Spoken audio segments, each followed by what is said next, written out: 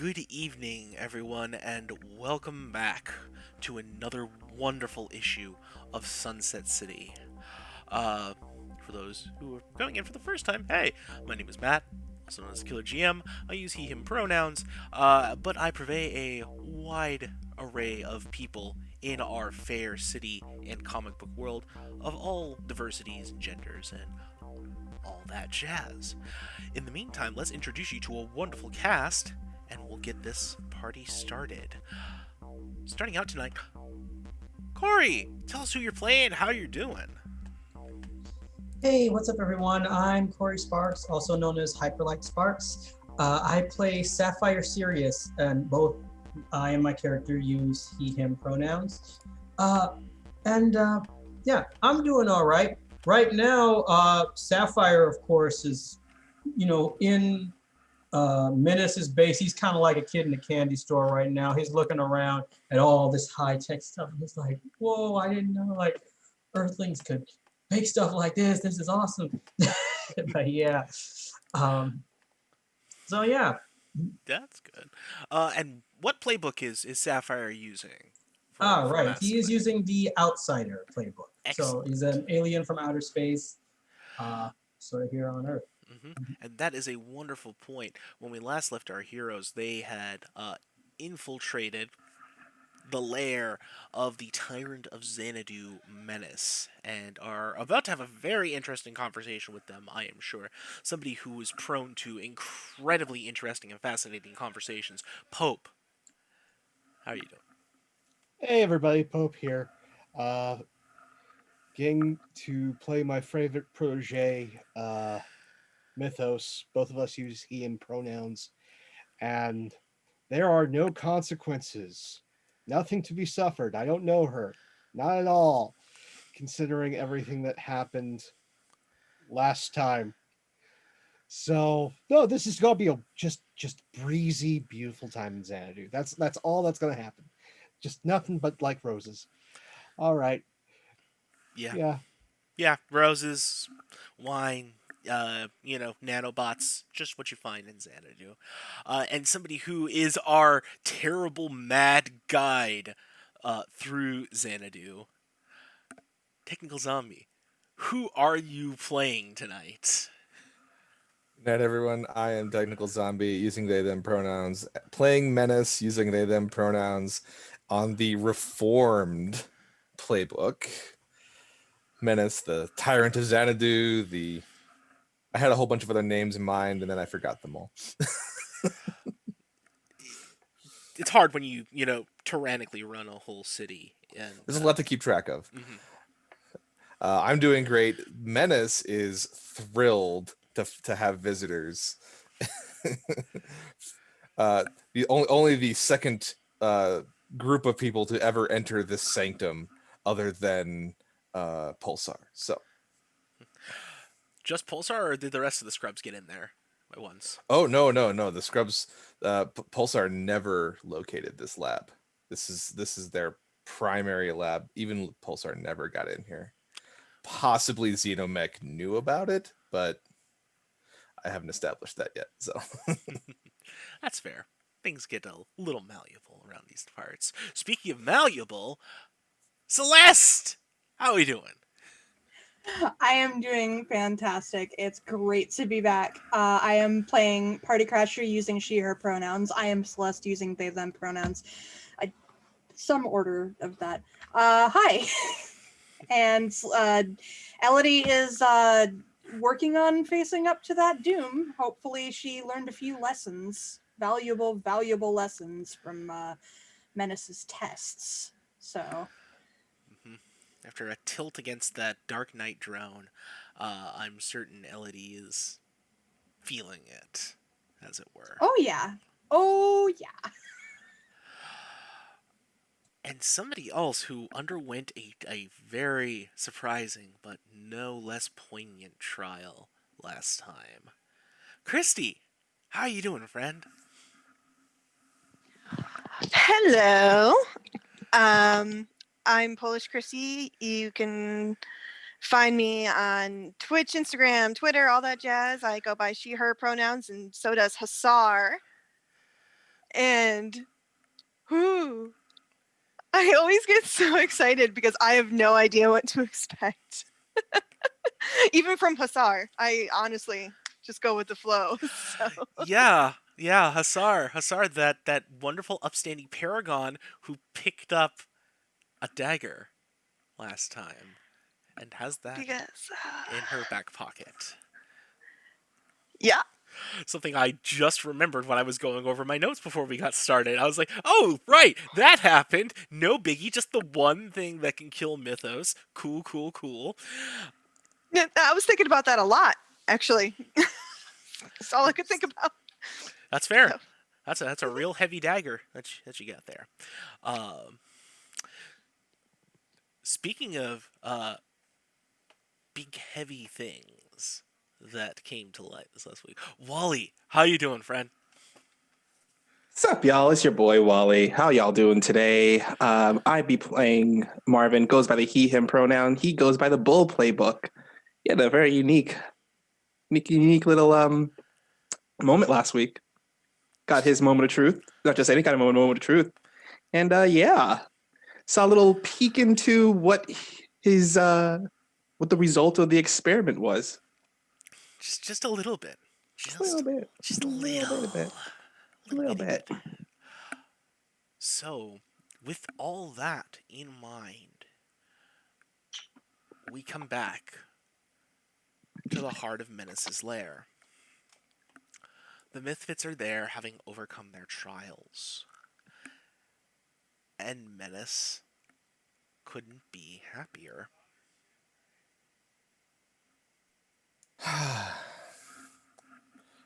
So I'll pick up where we left off. Welcome to my lair. The reason you're here, the reason I've invited you here, is I need something. And there's only one group, specifically one member, and they point to Mythos, who can provide this.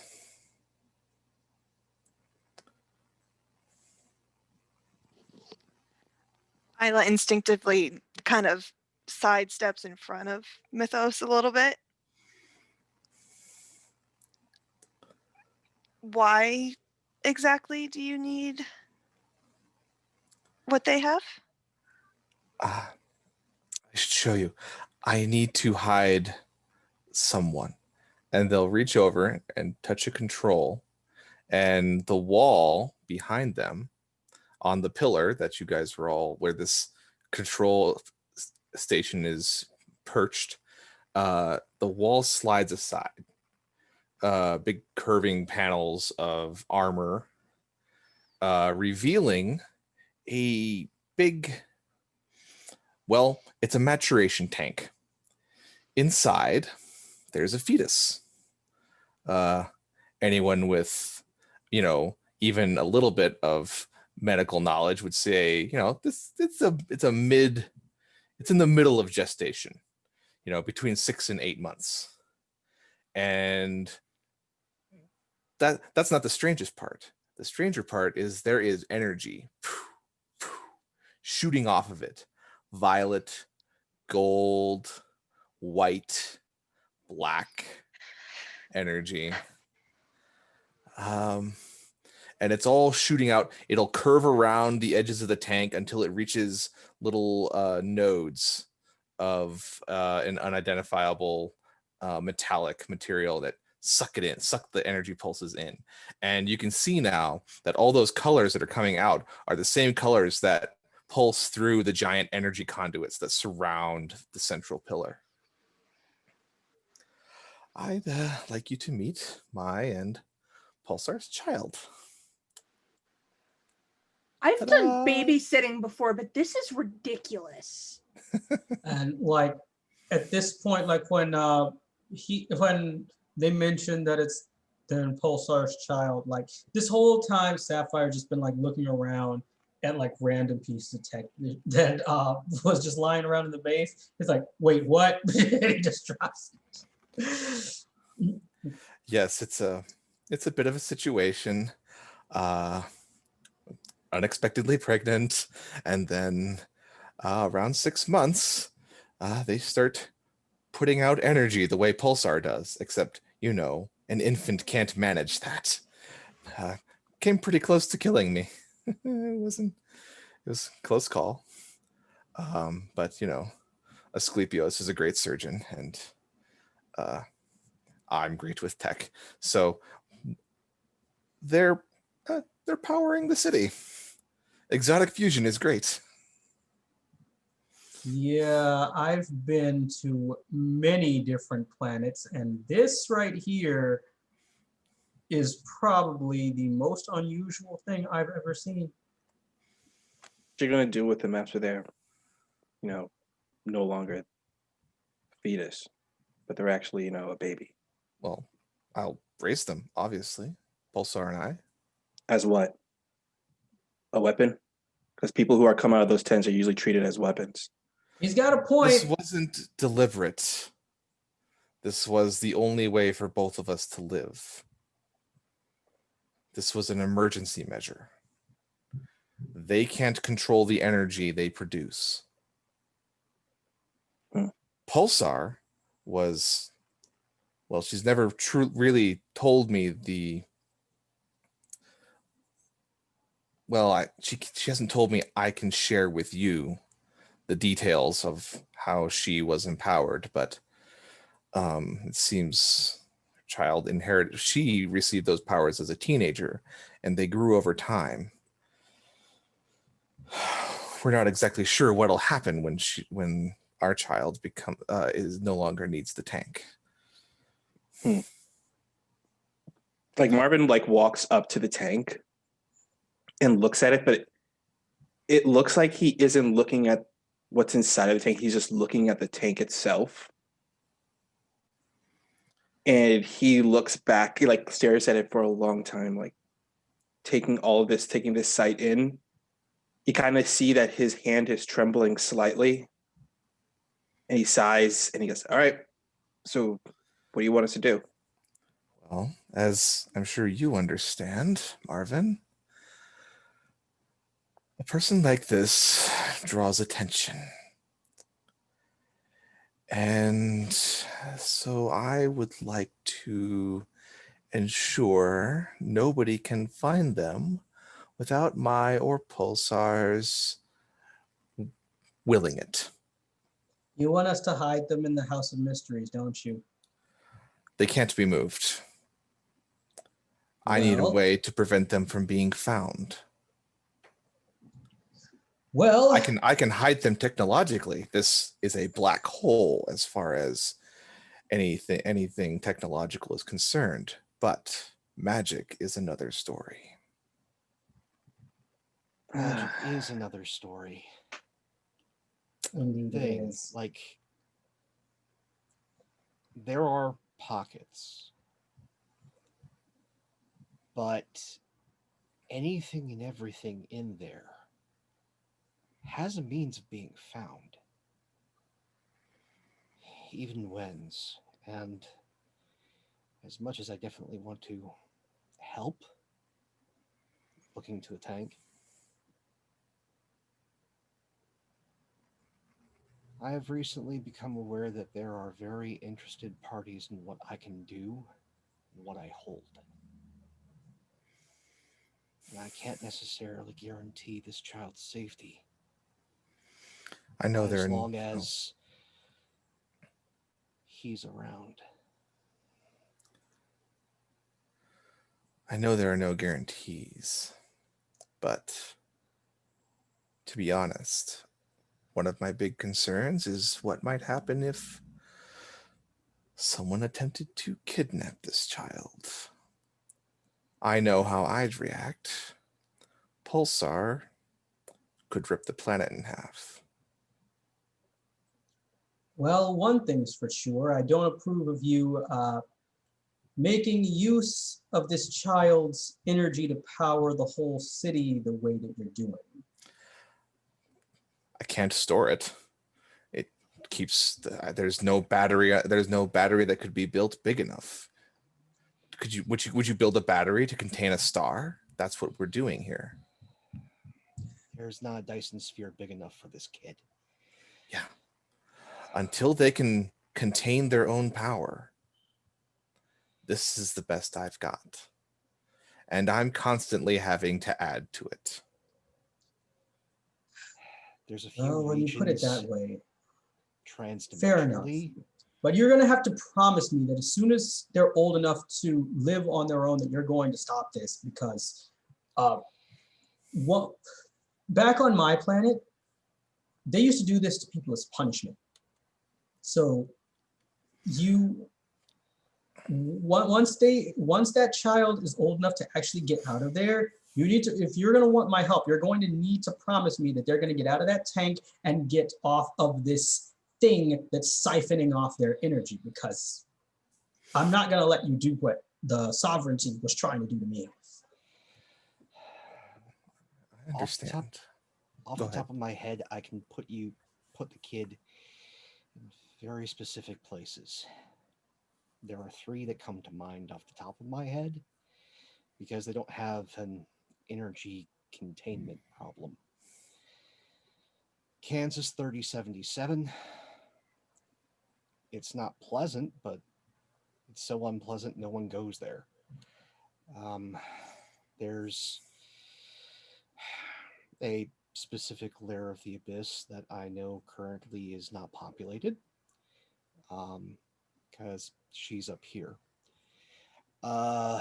And that place doesn't have a problem with energy. It's technically an infinite plane. And then there's Limbo. It's weird. But I thought you said that they can't be moved. They can't. They're still in gestation. I can't take them Right. from the tank. Yeah, They needed to live as much as to collect the excess energy that again is pouring out of them. A problem. Right. So are you saying you can move them without moving them? I have no idea. I'm just curious about what Mythos. What are you exactly talking about? Like, why don't we just put the house on top of the kid? Doesn't quite That's not work. gonna. No. I don't think it works that way. No, I mean like instead of teleporting the kid, to the house, why not bring the house to the kid? I was kind of doing that. Wait, you've got a point. Maybe we can add this whole room to the house's network. It won't contain them the way that it's wanted. I can easily, making a door. That's easy as long as there's a window. Hell, even under a desk. But no. Menace takes a quick look under their desk, like. I can finagle this. I've got the tools. We're talking a dimensional shift. I essentially just take, as he starts pacing around the lair, I can take a section and swap it real quick. Taking a bit of wherever we're going, putting it here and here over there. It sounds almost like a form of quantum entanglement where the 2 places are the same. A little bit. To use scientific terms, create a resonance between 2 points in space and swap them. Yes, that makes sense. All right. All I heard was is finagle, and then all I heard was gibberish for the point after that. So what are we exactly doing? Marvin, it's an interdimensional jigsaw puzzle, like a Rubik's Cube. Oh, why didn't you say that to begin with? You know, like when you copy and paste something, sort of like that, except with places instead of text. Except it as part of the copy paste process, there's an equivalent exchange. So I have to move whatever we're moving here. And unfortunately, those 3 places that I mentioned aren't the most pleasant. I'm either moving a section of the abyss to this plane of existence. I can already hear Julian screaming at me. Or Kansas 3077. It'll get real weird in here real quick. Now, is Or 3077, are you talking like a year or a place? 'Cause Yes. both. I Oh, think. this is a time? Time, place. 37U7 is a label for a time as well as a dimension. It's think of what everything Xanadu was before you guys did stuff and take it to its natural conclusion.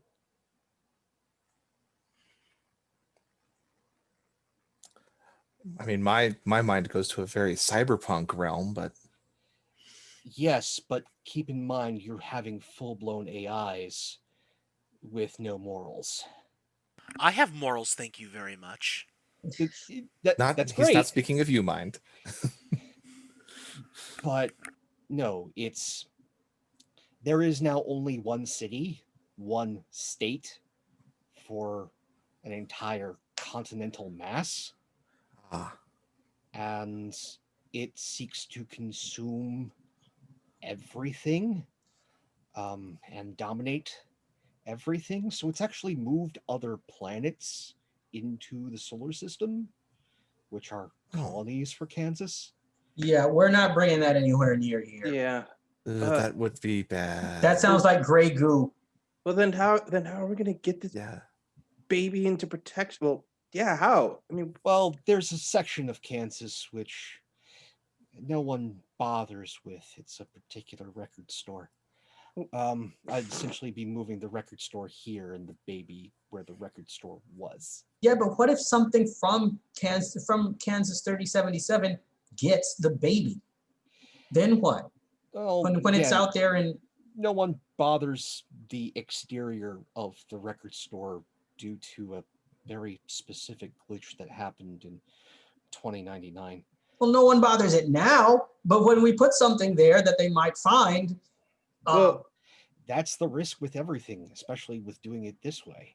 I mean, the only other thing I can think of is, well, you need to find a very particular nanny. Who's this Oh. nanny? Well, you need somebody who can drain power with no problems or complications. Well, my worry is someone I don't know magic scrying this place. Oh, if they're I mean, that's scrying them, then they have other problems. In magic circles, you have monarchs, and they have children, and they have to keep ruling. And there's a particular coven of witches that are nannies. But they're not quite witches, and they're probably some of the scariest individuals I know.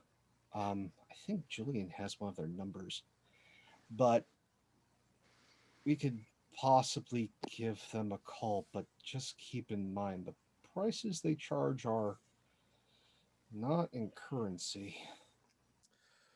well, I mean, if it prevents Pulsar from cracking the planet in half in a fit of uncontrollable grief or rage.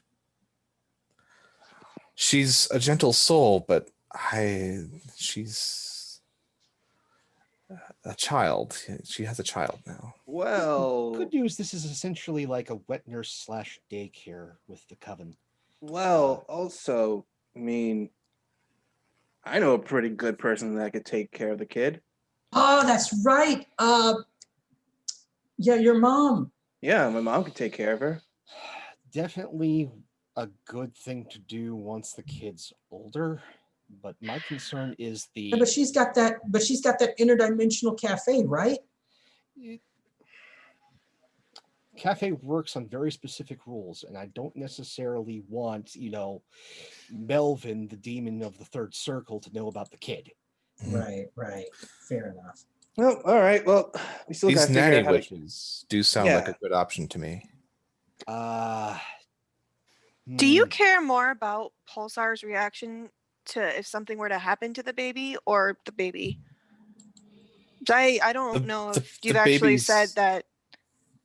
My concern is that if I fail in some way in protecting them, that Pulsar's reaction will be dangerous. So you don't care about the baby. Of course I do. What about me indicated that I do not care about my child? All I'm hearing is you're more concerned with how Pulsar will react. Yes, because Have she's you even incredibly attempted powerful. to see? Well, have you even attempted to see how? I mean, obviously the baby's powerful. Maybe they're, cognizant of what's happening. Have you tried to communicate? They are Ella? a 6-month-old fetus, dear. I walk up to the tank and I just put my hand in the tank. Do I feel anything? Okay. I'll describe this for you. First, there's an electrical field there. It feels very tingly, like a really strong the Tesla bulbs. Yeah.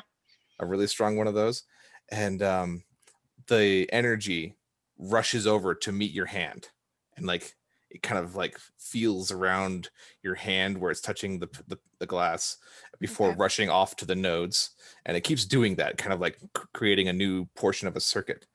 The emotions you feel are just unspecific, unformed. This is a still forming mind. This is definitely a fetus. This is not yet an aware person. This is a growing mind. Is there any? I want to attempt to push calming vibes to see if I can dim the power coming off the baby. No, the mind is calm already. Right. It's a Well, fetus that's calm okay, so the power's just coming because they just relentlessly. produce power the way it's coming the from rest of us superpowers, I think. produce. Yeah, this is a Essentially, super this is powered them fetus. respiring. Okay, well, Yeah. yeah, so there's zero control there. Yes, I understand your concern. I don't have the best history, but I mean, I can keep them alive. I can contain their power until they can contain it themselves, but I can't hide them from a magician. Well, the good news is you're going to be dealing with magicians. Bad news is they don't live on this plane of existence. I've Don't we just like Mythos? Isn't there some way we can like just create some wards or something around? I don't know. I'm not sure to keep people from spreading. This is one of the problems Julian's been trying to work on since before I became his protege. This sort of thing where magic and technology merge. An event horizon that is going to swiftly become a problem. Got it. As you mentioned that, Menace looks kind of uncomfortable. So once, we're getting near a threshold where stuff's merging, and that's, you got to keep them separated. All right. Well, At that point, Menace is kind of like looking away, not I making look eye contact. over at Menace, like, why are you so dodgy all of a sudden? Well, We're talking about sex, Marvin. That's why. Leave room What? What do you mean? What about for Menace. magic, pulsar, and Uh-huh. technology. Menace. Got All it. right, all right. Urging. I'll Uh-huh. explain what's happening here. First, yes, the witches feel like a good option for us. That's part of why I brought you here. Also, you've because you've completed my little challenge, I decided I was going to give all of you a favor from me. So you can call in a favor anytime. I'll leave a place in the lair for Mythos to open a door anytime he likes. So you can contact me. But so all of you have a favor from me that you can call in Each one of us individual or us as a team? individually. Awesome. Although Elodie, I've already sort of made your favor for you. I did some research on you and your history, and I think I've come up with something that you'll like and you definitely need. And they touch another control, and a safe rises up from the floor.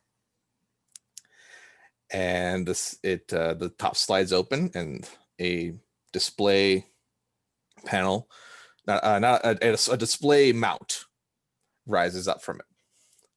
In there are two things: a shield, a classic style, with a round shield, with the roundel in the center, and a sword. It looks like it's designed very much like a 6th century migration era blade. Elodie will probably recognize the style. You can see the blade is almost pure black, and there are little faint highlights all through the blade that look like the wavy patterns of a layered forging method, but they're also slightly grouped, and it has a wide, deep fuller. And you have need of this. This is why I'm a little uncomfortable with Mythos revealing that certain parties are trying to stop the merging of magic and technology, because I've already done it. When I developed the Black Arc, it was for Pulsar. Pulsar's beams and her energy are made up of what I call exotic particles. These particles can be compressed to create fusion, a very special kind of fusion that is self-sustaining. And during the recent incident leading up to the Xanadu War, one of the heroes of Pantheon, a wonderful boy by the name of Bifrost, hit me with magic lightning. And the Black Arc worked on magic lightning. So, for Elodie, I made this. It's based on Black Arc technology, the shield and sword both. And yeah, it will probably counter any magical blade. The shield can probably absorb many offensive spells and redirect the energy. She reaches out and she takes it, and her hands are trembling as she reaches out to take the sword first and look it over. This blade is forged from, well, the technical term is post-transuranic elements. And as you pick up the sword, it's as light as a sword ought to be. But if you give it a swing, it feels like it has much more weight to the swing. You have total control, but it feels like it hits harder than it ought to if it strikes something. It makes a weird vibrational noise as you swing it. Oh yeah, definitely. There is a hum. And so Menace, this blade is unlike anything that's been forged magically or technologically in the history of certainly this planet, and and possibly beyond. If it will cut anything. It'll cut steel, it'll cut uranium. I don't know, it might cut souls. If you meet God, it will cut God. Wow, we might not even need Excalibur after this. Mm, You Don't- might. don't Probably skip the not. port. Because honestly, this will do some stuff. But the thing I'm- with myths Even I'm not is- sure of its capabilities. Problem with myths is you got to follow the rules. I was careful. I did my research. This is a faithful. It's sized for Elodie. It's a little bit longer than average. I made it specifically for her. It's Might the just right work. style. It's the right type. Okay. This is a conversation for people smarter than me. Oh, because Menace is science. Because Menace is science and Pulsar is magic, and they had sex and they made a baby. Oh, man. Pulsar's that's quite a leap of logic. Pulsar's energy is not magical. It just means that Oh, magic is magic spells, and their effects are probably composed of exotic particles oh, that they do things Oh. outside of normal physics. oh. I mean, still. Mythos. There is Yeah. one Yeah? thing. If you glance up above, you notice that the roof of this part of the lair is transparent and there is water all above. With fish swimming around. I hate being me. Oh, the roof? Yes, we have a. It's There's a core. Have an artificial reef, in the center of the pyramid. It's Mythos, I hate to ask. Sorry, not Mythos. Menace, I hate to ask a really intrusive question, but are you AFAB? Hmm? Are you assigned female at birth? Oh yes, I gave birth to this child. Yes. Mythos, holy shit. Yeah, I know. What are you talking about? That- Lady of the Lake. Oh. Yeah, got the sword. Cool. Gun. Oh, Done. more like the Oh my Vadi of the lake. Lady of I like the Lake. that. We'll use that. Ah. So Excuse we me. are following the rules. Oh, good. Haha, we win, guys. Gotta make a very awkward call. Mythos. Oh, Mythos. there's a phone right here. This is exactly my style. This is no, I'm not just talking about the sword, I'm talking about how I got it. I'm not breaking the rules per se. It's a technicality. This is You're what I bending do. the crap out of them. This is meant for people smarter than me, and right now I have to make the most awkward conversation I have ever had with my mentor, and that's saying something, considering the recent conversations. Quick question, Menace, about this sword.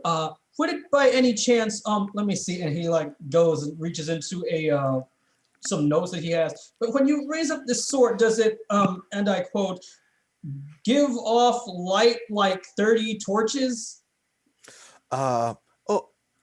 It can. Great. Would you mind exposing a conduit, please, and just directing a little bleed off into the air.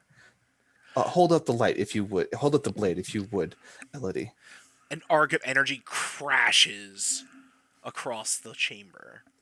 And it just strikes the sword, and the sword like lights up, energy arcing off of it. It also encircles the shield. It's violet energy, right? For this one, and it encircles the shield, and the shield takes up, and you can see patterns etched into the material of the shield. It bleeds off and arcs back and forth between the blade and the shield for a few moments before it dims after expelling itself. And the humming increases to a pitched whine as the energy strikes it, and then fades as the energy fades. Yes. So I guess this is the sword we need then, right? It's close enough, in my opinion. Let Arthur ask us questions. It's more just I'm gonna go over here. And, Of course. There's Oh my God, there's a guys. phone. Do you need a dial-up or do you need a rotary phone no, or? I'm good. I'm good. Okay, yeah. Guys, I just realized something. We're like a round table, right? And we're led by a guy named Arthur. It's perfect. Well, why? This is quite interesting. Not at a table though. Well, I mean, not A not round a real table round emerges table from in the a, fur. in a physical. Now we have I a mean, table, and I sit down. A round Yeah. table emerges from the floor. There's chairs. Oh yeah, there we go. While Arthur's making his call, mind, could you send a drone with some snacks, please? Yes, Menace. Thank you. So Mythos, Arthur, who are you giving a call? Julian, I'm having the strangest day, and I need to ask a favor. I really don't want to, but I need to. You hear a brief sound of like something roaring in the background. How weird are we talking? Do I need to come in? I need Griselda's number. Griselda, Yeah, you I want need the black nanny.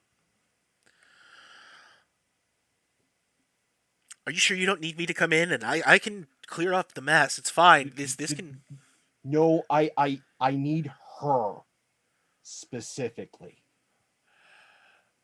You count your eyes and your toes when you come out. Promise me that. Yeah, I know. Okay, fine. Give me 1 second.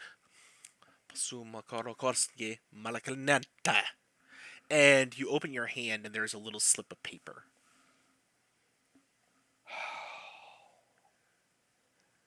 I really hate invocations. And it's just like comes back like hands trembling as he holds this little slip of paper. Okay. I have the number. Cool. I can do this. I can totally do this. And reaches into the cloak, grabs out this Vanta black piece of chalk, and on the table, just gets absorbed into this thing, as draws a series of concentric pentagrams falling into one another, and then draws an Ouroboros as the final thing around those circles.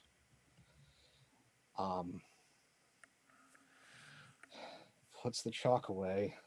Menace is studying this. You can see their mind working. Like you can almost see like the math encircling their head right now. And goes, and of course, because it's you can't be nice about this nonsense.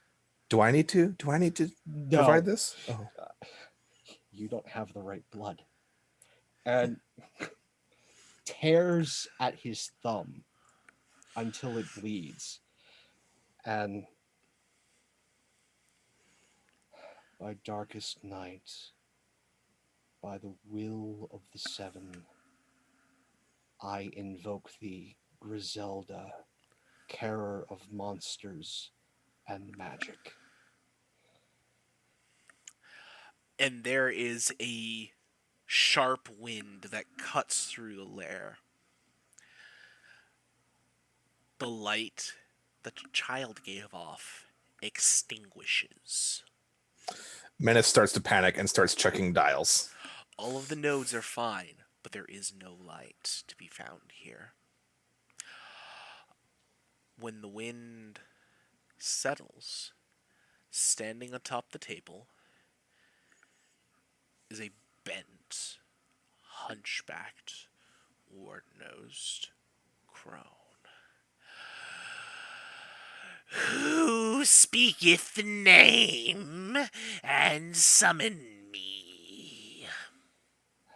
It is I, Mythos, caretaker and keeper of the House of Mysteries. I invoke your name and title. And I answer this invocation. Why have you brought me here, little keeper? There are those of this plane who are in need of your service for the care of a child. A child, you say? I am not some nurse to be summoned at beck and call. Whose child am I to care for? The And tyrant. Menace will speak up. My child. You hear the creak of bone as her neck snaps to look at you, Menace. And why should I care for your child? I am the keeper of the darkness. I watched the Hydra when it was but a little sprout. Because this child could crack the world. Can it? Their mother can already.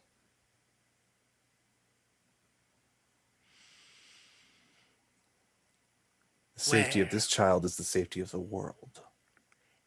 And what do I care for this world? What should I want for it to crack like an egg for me? You cared for Grindel's mother once. You cared for the mother of monsters.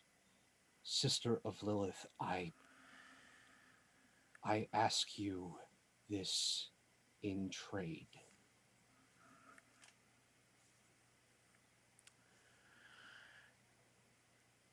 And what is this trade that has been offered to me? I will be offering that trade, not him. The child is mine. Her head spins 180 degrees around. And what would you offer of me, Mother of Monsters? I'm not familiar with these things. What would you demand?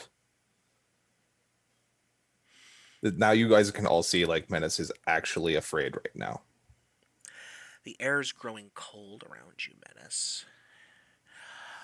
I have asked for many things in my time.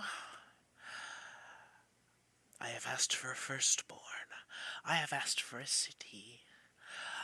I have asked for the first flower of spring.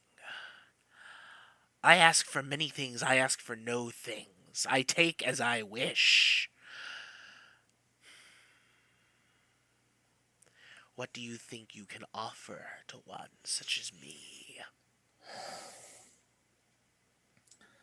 I have skills, knowledge, With eyes power. burning with purple, just snaps at Menace.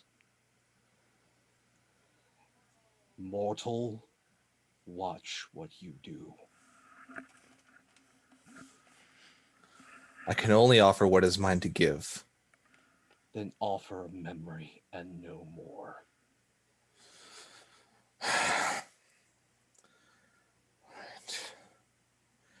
Memory.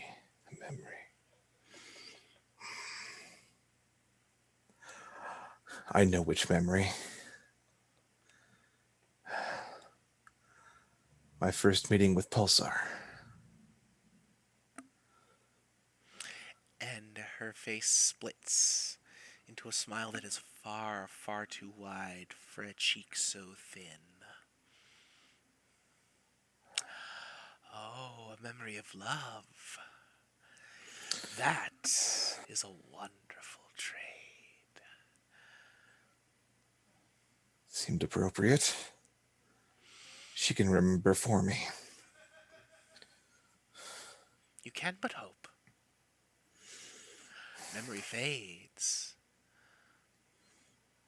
against so many other things eternal. You would give this up to see this child given my care and attentions? Yes. I have responsibilities. Responsibilities.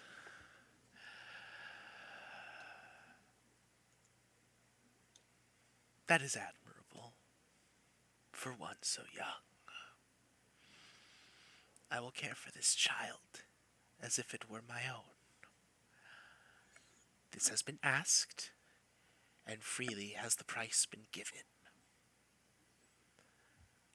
I will take Will this. that be? Will it be here or? The child would live with me as I see fit. But first, they must be born. Care for them for now. Care for this little child. And I will be back for them in time. They have my protection, you'll see. And how long will you keep them? How long do you wish? Until, I don't want to be vague, but they have to stay safe. Until they can return to us safely and know us as their parents. That is wise, Askins. Oh. She steps off the table. You see the gnarled staff clutched in her equally gnarled hand. And she looms over you, Menace. Not hard to do. Menace stands about 5'1". Menace kind of looks up. How do we seal this? She raises the staff up and brings the head of it down on your forehead.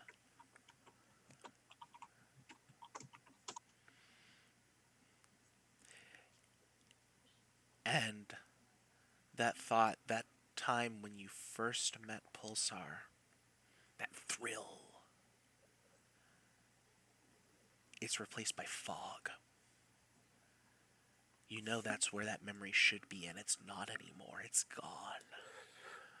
You remember everything else about Pulsar, a lot of things, but you cannot remember how you first met.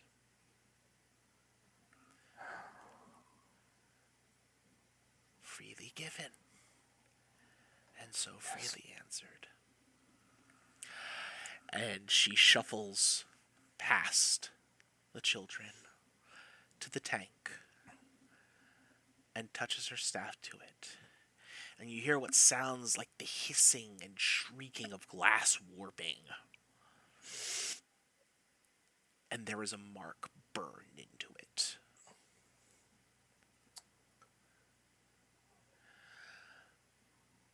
Let all who see this mark know what is born and know what is protected here. And should they interfere with this mark, this child,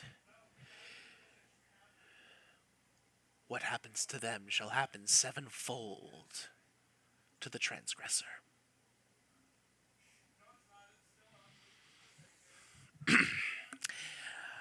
Now then, is there anything else, or am I free to return to my times? Thank you. Do not thank me.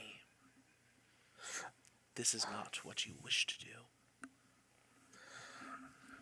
I don't always get to do that.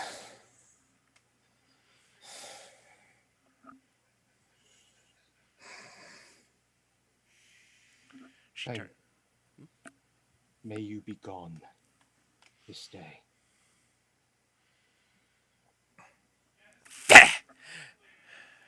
And there's a whoosh. and she is gone, and the light returns to the chamber. And that's when Menace collapses into a chair. Mine's Menace? Menace, are you there? Yes, Menace. What happened? What did you sense? Nothing. My sensors have been dead for the last several minutes. Okay, well, now we know how much you can see into a magical barrier. That's good data. That was concerning. Yes. Hey, just a pro tip: when you're dealing with powerful beings like this, don't thank them. Just don't. Oh, shit. I forgot about and that.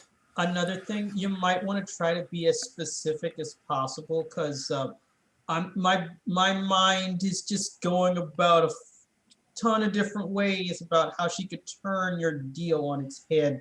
We'll burn that bridge when we get to it, Sapphire. Right. Yeah, I died, so I'm kind of like keeping my mouth shut when I talk to these powerful people. So, Right. Well, lesson learned. I see that I am still capable of getting in and over my head. That's kind of good news for me. Not hard to do, Shorty. Menace like looks up at you like, I thought you needed some brevity after that. Believe me, I've been there. and then looks over to Marvin like, do you call him that? No, because he'll kick my ass. I will. Menace kind of like gives a little flex, and like Menace is not like a wilting nerd. Like there's some kind of some built muscle there. Look, I'm not. Never mind. I'm not going to get into that. This is not a fight. I don't have to come back with a witty comeback. You can see the headlines now. Menace throws hands with a 16-year-old. Wouldn't be the first time, actually. Bifrost is, well, he's 17 now, I suppose. No, isn't he 18? Oh, Menace, single? mind, how old is Bifrost? Bifrost is currently 17 and 12 days old. Did I miss his birthday? Oh, shoot. To be fair, you had other things occupying you, Menace. That's true. Well, I'll send him a belated present. Hold on 1 second, though, before you send out that belated birthday present. Yes? I'm calling in my favor right now. Oh, well, that was quick. No, what happened during the little test, kind of, is the source of it. And I know you saw it. I saw everything. Did you want to see the video from another angle? No, I don't need to see it. I just need answered questions. Because the only people who can answer my questions are really smart scientist type. And the only other smart scientist type I know are the ones who are out to kill me and capture me.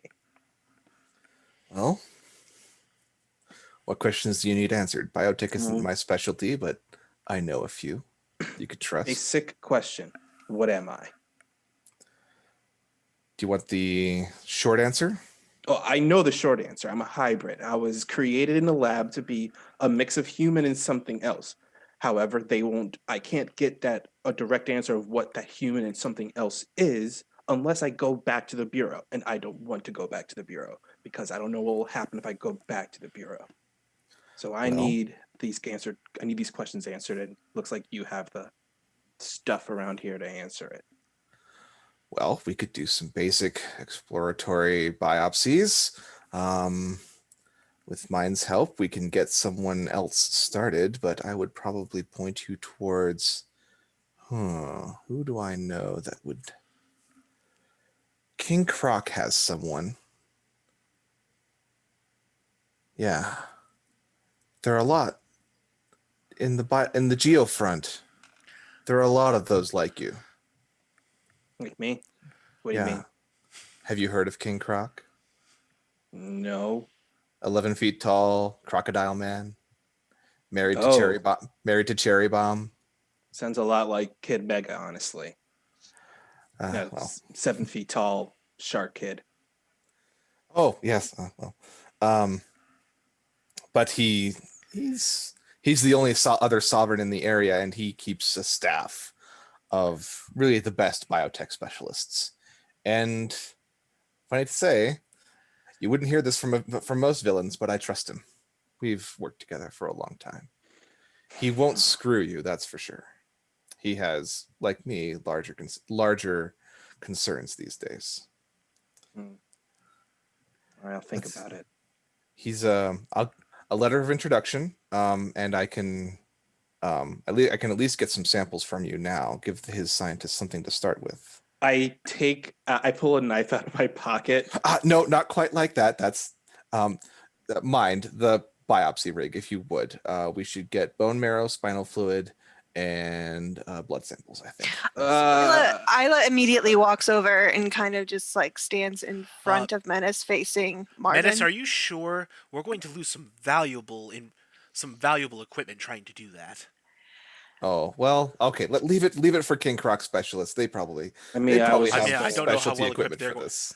I don't And know. like how well as equipped they're going to as be everyone to is do it. arguing, you hear a noise, and Marvin holds up the tip of his finger and puts it in Menace's hand. Okay. I smack it away. I thought they just wanted you to pee in a cup.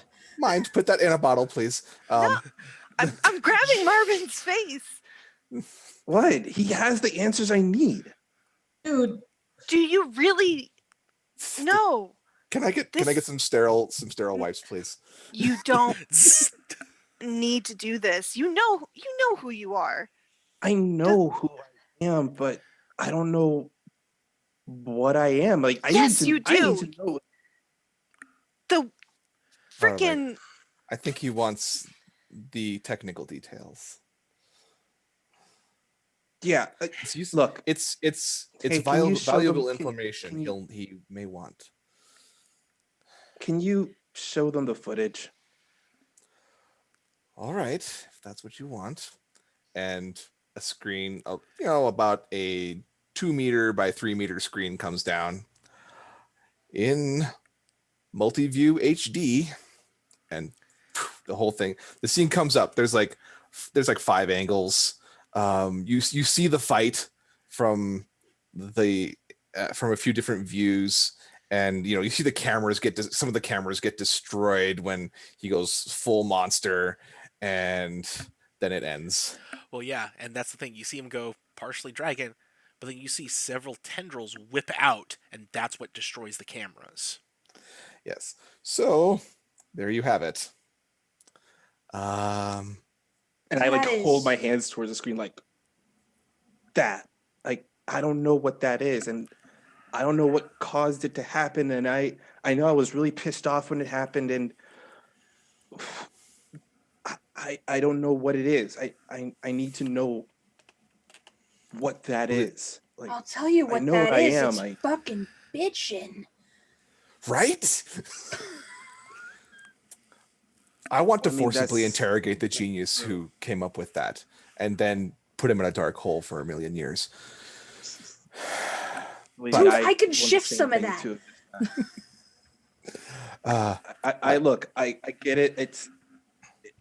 It's just, well, I just need to know. It's always something that's always been gnawing in my brain. Like, I know who I am, and I know my worth. But if this person has some answers about that, I need to know them. If you need to know, then you need to know. But Trust me, if you go to King Croc with a recommendation from me, you will be safe. I mean, the Geofront welcomes all types anyway. You could probably walk in there and be safe. But if you want to talk to King Croc, then that's a different story. I look at Isla. I look at Menace. I walk over to Menace and I take the fingertip, put it in my pocket. Okay.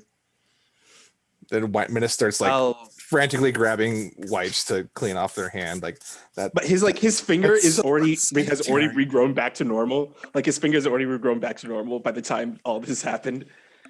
He takes a finger, puts it in his pocket, looks at Isla. Maybe I can probably find a source that isn't potentially a villain. I don't call King Croc a villain anymore. He's a king. He's a ruler of his own realm. I want you to figure it out if that's what you want. I do. I just don't want answers that are going to hurt you any more than these people already have. Look, whatever answers I get, it's because I went out on my own and found out about them. If I went and got them from the Bureau, they could have probably like lied to me, said something or other, manipulated me, and just brought me back in. Because, hey, let's be honest, I'm kind of dumb. And they can say a lot of stuff that will sway me easily. And I'd rather skip over all of that and just at least get some kind of info from someone I know that won't try to use me as a weapon. That's one thing that won't happen in the Geo front. King Croc has brought in quite a few Mythfits, to use the proper term, that have been developed as weapons and given them good lives. Possum Girl's one of them. All right, Yes. well, I'm gonna talk to this King Croc guy.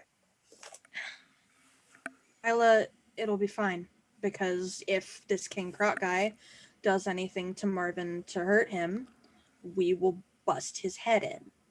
His wife will probably get involved with that too. She doesn't approve of. She can have some too. These hands are rated E for everyone. No, she'll be on your side. She's a former hero. But the thing is, they do are rated M for mature. They're quite the pair, those two. Fought each other many times, which it's kind of a story like Pulsar and I. Except, I mean, he's quite a bit taller, but I like Pulsar. 6'9" is good for me. Nice. All right, well, I'm gonna talk to this King Croc guy. I know he could give me the information I need. Mind, could you quick etch a introduction token for King Croc's Geofront? Yes, Menace. Thanks. Anybody have anything else that they want to discuss with Menace? Not in public.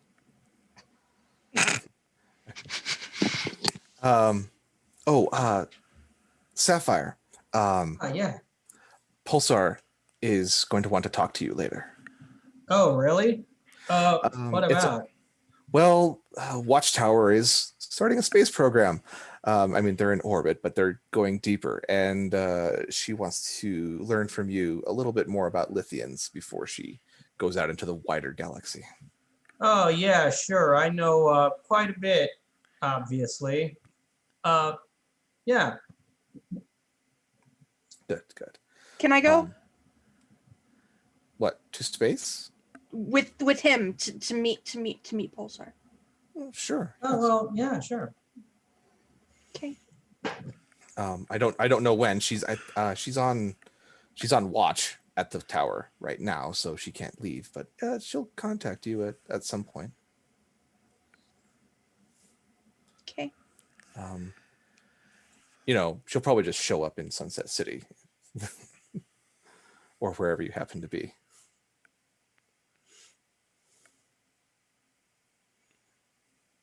There's like a panel where Elodie is like picturing her room back at Tequila Sunset, and there's a picture pinned to the wall of when Elodie at like 14 first met Pulsar and got an autograph and was told that it's okay for her to be a butch trans girl.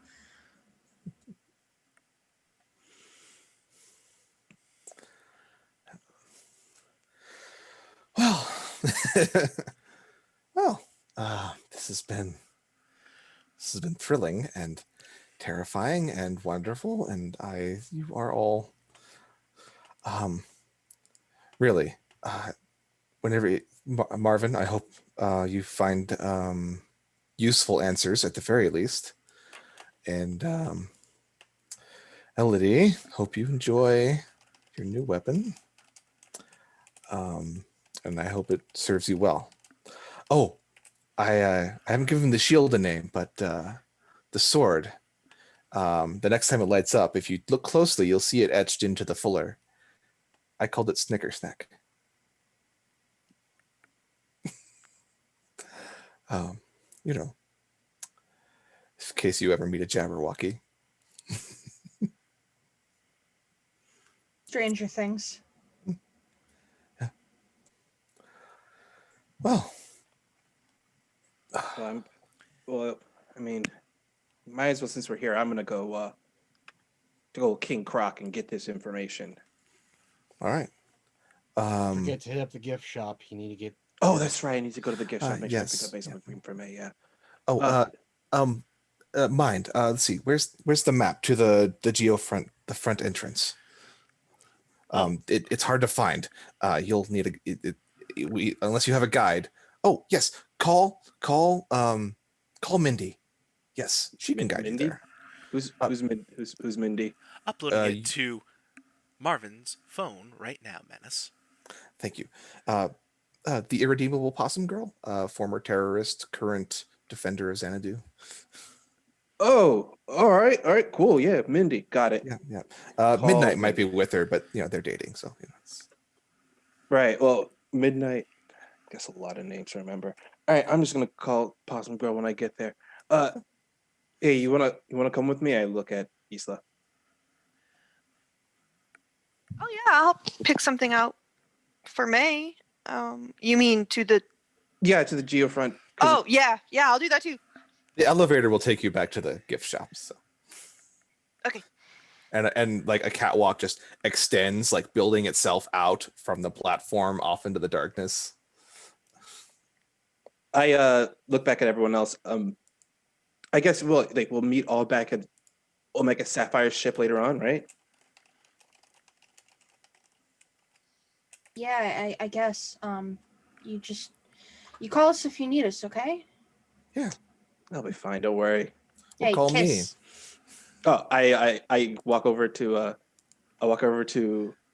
Elodie. I like stand up on my tippy toes. Got it. And like I slip back down because like I'm really short. I'm like, We love the height differences. you can just. She bent down, yeah. He gives her a kiss. He's like, come on. He looks embarrassed because he had to stand on his tippy toes.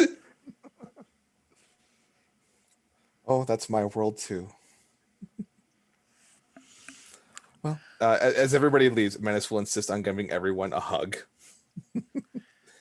And it's a very strong hug. Oh, he definitely gives Menace a hug because it's also someone his height that he can hug. That he may not show it in his face, but this means so much to him. Solidarity, yep. Short sovereigns. Yeah. Excellent. That's the mini series that comes after. All the shortest superheroes in the verse just being small and messing shit up. It's not just the heroes, it's also the villains, folks. It's just nothing but short people. Yeah. Excellent. Perfect. Elodie hangs back as everybody's filing out. Okay. And she still has the sword, she still has the shield, she's still sort of like there's them. a sheath here. Sorry. And they grit something from under the desk. Here you go. You might want to belt that on. Yeah. Listen, do you really think that I'm anything like her? Oh yeah. I may have given up one memory, but I have a lot of memories of those days. You're a lot like her in those days. She might have had you two had different lives. She had, it's even more similar than that. She had Blue Shift and Xenomech, Rin and Alex. She loved them. still loves them. We're not sure if Alex is truly gone, but your the will, the attitude, it's so similar. I mean, even the height, she's grown a few inches since those days. You're the right height for her. Yes, definitely. You could, no, I keep harping on power, but you could shake the world if you wanted to. If you keep fighting. I don't want to shake the world. Well, there's more than one way to do that. But what I meant was, you can choose to stop when you're free. I know you're not completely free right now.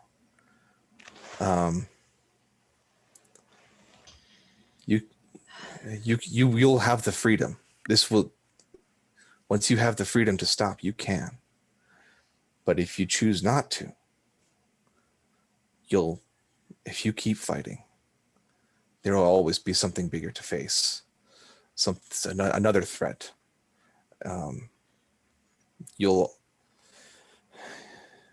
If you want to. It's about freedom. That's what she has. She didn't feel she had before, but once she joined Watchtower, she realized the freedom she had to stop if she wanted to. I think you have an advantage there. You know where your freedom starts. I just want to know that I can do this. You can. I believe it. I'm not one for religion, but I have faith. This is why she and I have started, well, building up young people like you. We can't be here forever. And those who will choose to fight, we need them. And those who can earn their freedom when it's been taken away from them are maybe the strongest of all.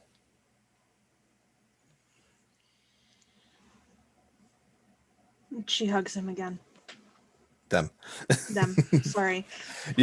What you get is like your spine actually gets a little cracked a little bit. And like when they let go of you, like there are some tears. Just remember, whatever doom is on you, you're worth the pain. In that way, you're like Xenomech, like Rin. She was worth it.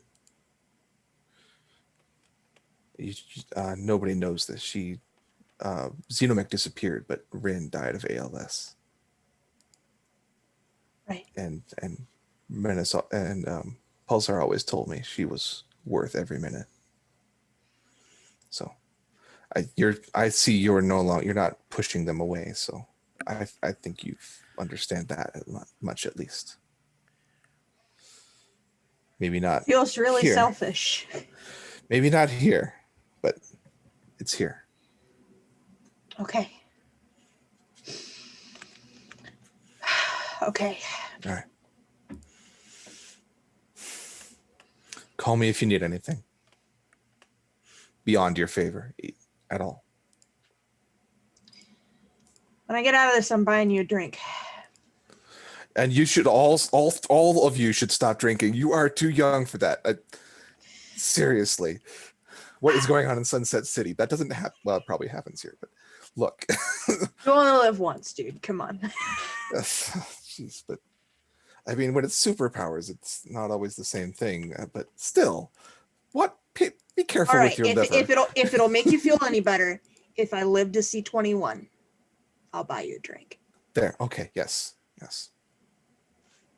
I'll even go out in public. It'll be fun.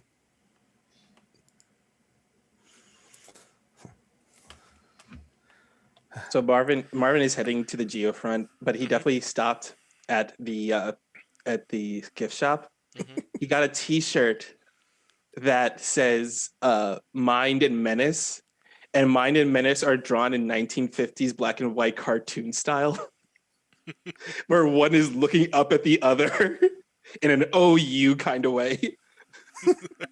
It's absolutely Menace looking up at like a mind monitor. And Yeah. mine's just got like the single eyeball thing. Exactly, yeah. It's like the monitor has a little cartoony eye and a big smile on it. That's exactly what it is. Perfect. And you get a little text on your phone, Marvin. I do like the artistry on that one, and it's from Mind specifically. And I make sure I got that, and I also got a Xanadu bumper sticker to put on his motorcycle later on. Perfect. My other car has a death ray. And unless anybody has anything else they wish to do at the Xanadu gift shop, I think we'll flash over to the Geo front. And the introduction with King Croc went pretty okay. Like it was a little weird because you get there, like you give Mindy a call and she's like, "Who the hell are you? Oh, Menace sent you. Okay, never mind. That's all. We're cool then." And you get led over King there. Croc is 11 feet tall. Cherry Bomb's about 6'1". Like they're talking, and it's like a storefront, and then they lead you down into the sewers through the storefront. So this is the geofront. I was gonna make a joke that you live in the sewers, because you're a crocodile, but I wasn't. I was trying to be like polite, but all right, guys. Yeah. No, The Geofront actually is. It's not what you expected. Sure, there's a sewer portion. Mhm. That's just for the tourists. Mhm. The real Geofront is there are open spaces. There's artificial sunlight, green spaces. The streets are it's very Venice-like. The streets are all water. So there's boats moving around or water morphed supers moving through the water as well. You see all types. There are normal looking humans until you see their eyes, or maybe you see a set of cat ears or something like that. There are fully monstrous humans walking around, people with shark-like bodies, and you see like one person running a shop stall. They're a full squid person, that sort of thing. And, Damn. I can see myself retiring here. Definitely one of those late in life communities kind of place. I mean, you're a ways away from it, kid. But hey, if you're willing to put in the time, you're welcome to it. Well, I mean, I got a good long time before I even consider it, but it's definitely one of those places I could see myself. 7 years old, sitting on the front porch. Little Bobby delivering the paper as he flies away because he has a bioengineered wings on his back or something. That's the thing. We want a place where it's okay to be you. Yeah, pretty nice. Oh wait. Anyway, oh, hold on. He pulls out the finger here. So Cherry Bomb gives you like a look, like. So you probably need like a biopsy or something from me, and here you go. I mean, there are scientists that are going to do that. Like I could do it personally, but there's a lot involved with that, and people make me do paperwork when I do stuff like that. It's a whole thing. Oh, I hate having set up administration. So you can't tell me more about me? Oh, we can. It's going to take time. It's not like we just what? You think we just hook you up to a machine and it pops out you are a monster. As King Croc is explained, as you see a look on Marvin's face, like he really did think that. So it's like you see the panel cut to King Croc explaining this, and the panel cuts back to Marvin. It's this big, wide-eyed, doughy-eyed look on him. He's like, "Are you?" Cherry Bomb, Cherry Bomb speaks up like, "Hun, we do have that machine, but it doesn't give you any specifics." When did we get that? Oh, it was it's a high school project, science fair. Ye gods! Nobody tells me anything anymore. Okay, that's fine. You gave it first place. You think I remember these things? No, I assume you don't remember anything, darling. Oh, that's just I'm lucky. I'm lucky when you remember our kids' names. Okay. I'm gonna pretend I didn't hear that. Anyways, let's get you to the med facilities and You can pretend tonight. a little playful snap of his jaws. Like Barbara just like looks between them like, so I follow you or Yeah, it's fine. got it. Yeah. Yeah, we'll cut through a lot of stuff. And so yeah, you get taken to the med facilities. Just really well done stuff. And they'll run you through some tests. I guess the question is, how well does Marvin behave for the testing? Mm. I think for something like this, because it definitely is a little bit of definitely triggering for him. Mm-hmm. Because being in the lab and having tests on him would definitely make him feel really nervous. I think this would definitely be like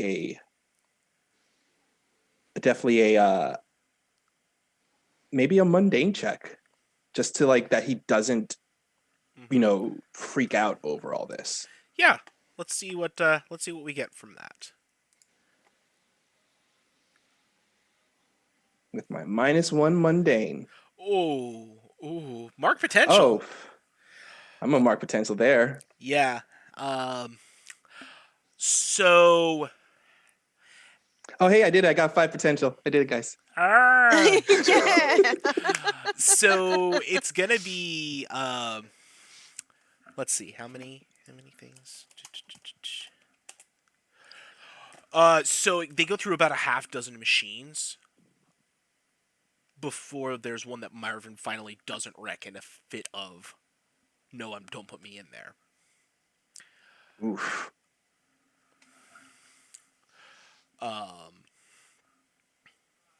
I definitely feel like during that test, like I think that was when Isla had to get involved. Yeah. No, I was super protective throughout the whole thing, and then I just saw it happen on his face. As soon as he saw the machine, I jump in. I'm like, I think we're done. We're good. You're good, right, Marvin? Mm-hmm. Well, Yeah. I think the scientists are used to this kind of reaction. They have protocols for triggered patients. They treat a lot of, former lab occupants. So Yeah, let's just see. they'll Let's just help see you what we out. get from there. Yeah. Then they're able to put things through and run the results and run the numbers. It's not too long, like about an hour or so. Like they have you go get some lunch and come on back. And they finally sit you down, and they're like, we'll email you copies of all these test results and everything else. But the summary is, there is human, and there is something else, and we can't tell what the something else is, other than it's using biochemistry that isn't from Earth, that we can tell, or at least, yeah, we haven't been able to locate anywhere else. Doesn't match up with anything. Like there was some stuff back in like the early 20th century, and a couple other places, like, and like they're tapping it up. Have you ever been to Israel? No. Okay. Well, that changes that. What's in Israel? The only other place where we've consistently found this stuff, where we found anything resembling your chemistry. Marvin sits back in the chair, pensive look on his face, really thinking hard about this. And he's like, all right, well, it just proved what I always knew. And he stands up. I'm half human and I am half badass. And I just look at him. I'm like, see, babe, I told you were out of this world. Yeah, sure am. I got aliens in me. Yeah, you do. I mean, might be aliens? Question mark. I'm gonna think aliens. Sure. I mean, whatever helps. You see like a little thought bubble of like a crude crayon drawing of a flying saucer with a little Marvin head in it and little dealy bobs on top of his head. He's like, aliens. Is that okay? Are you Yeah, okay with no, that? it's fine. Look, these guys are gonna send me the full results later on. Whatever it is, look, we'll deal with it when it happens. Right now, I just need some good old validation and confirmation about who I was. Well, I'm Yeah, always here. looks like we've got more in common after all. Exactly. Aliens. Nice. Okay. Let's go talk to Elodie about the sword and the shield. Elodie, what have you been up to while they've been getting stuff done at Shield? Elodie wants to take Arthur to do something normal. Get something to eat, maybe go look at some sites, do something normal. And she literally like is dragging him by the wrist. Come on, we are taking. I know the stupid rule, no days off, but like we've got a couple hours while we're waiting for Marvin anyway. Let's go just do something. Okay. Like, I think I get a little bit of a break invoking one of the 9 dread daughters of darkness. Yeah, that should definitely give me at least an hour's break. Yeah. Come on, let's like. I mean, what do you want? We always do pizza. Let's get like some. Are there street vendors? We should get street food. Well, there's totally street vendors. I am concerned about street food in Xanadu. You don't know what might be in it. Okay. Well, I mean, we can always ask, right? Isn't there like a law that they have to provide us with the ingredients list so that we know in case we have any dietary restrictions? Probably, but how about we look at let's do the tourist thing. Let's go and look at the giant mech that they're deassembling. Yes, giant mech. And they head off to the giant mech. All the while, just rattling in Arthur's brain is going. He has to somehow break away and make another call to Julian. He somehow has to break away and make another call to Julian. Okay. So yeah, they go to the mech. Anything that information that you would wish to dispense about the mech for us? Well, as you approach, the mech is about maybe 20% disassembled at right now. There are a bunch of cranes clustered around one of the arms. People in radiation suits are still coming in and out of the area. You can, when you get close enough and you walk around, it's kind of a long walk, but you can see the giant hole where a compressed stream of fusion plasma was ejected out the back of the mech from the power plant, and you can see people in radiation suits working around there.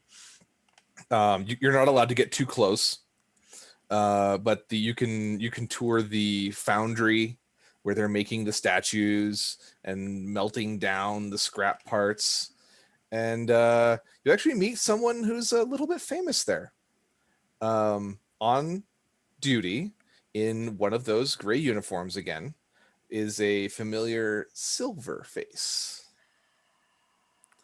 that you might have heard of. Oh my God, Arthur, it's Mercury. Okay. They're shapeshifter too. You should go say hi. Just Yeah, come on, let's go. by all means. So if you approach Mercury, they'll turn to you. I am a shapeshifter too. Oh, hi, I'm Mercury.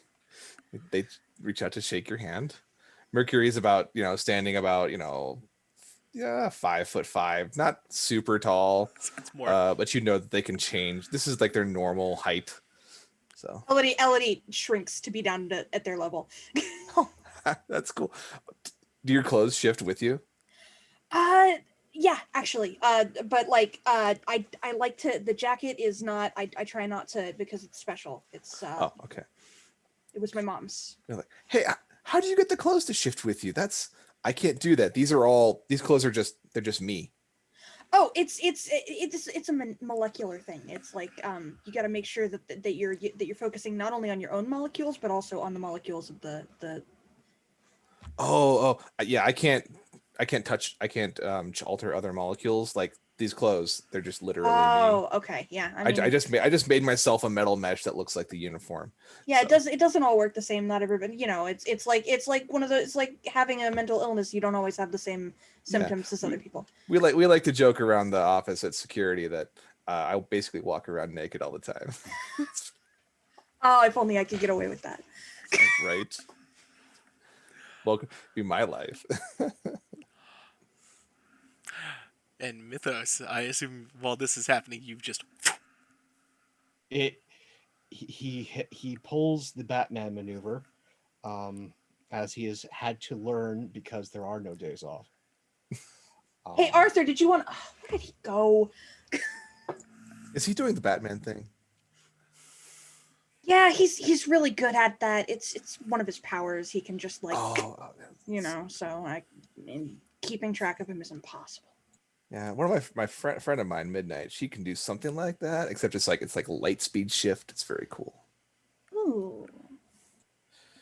Yeah, and off in a corner somewhere, there's just this very pained look on Arthur's face as he brings up the ring,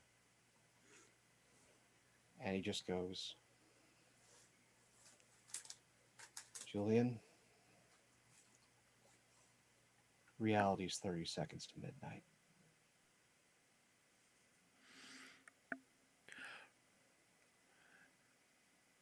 And so, come again? 30 seconds to midnight. I'll be there. And you blink, and he's just right there. Oh, glad you could join us. I bet you had some important business. I mean, okay, whatever. Are we gonna get food? Food. That's... What would you like? I mean, I asked earlier what you want. You said no. Are you feeling okay?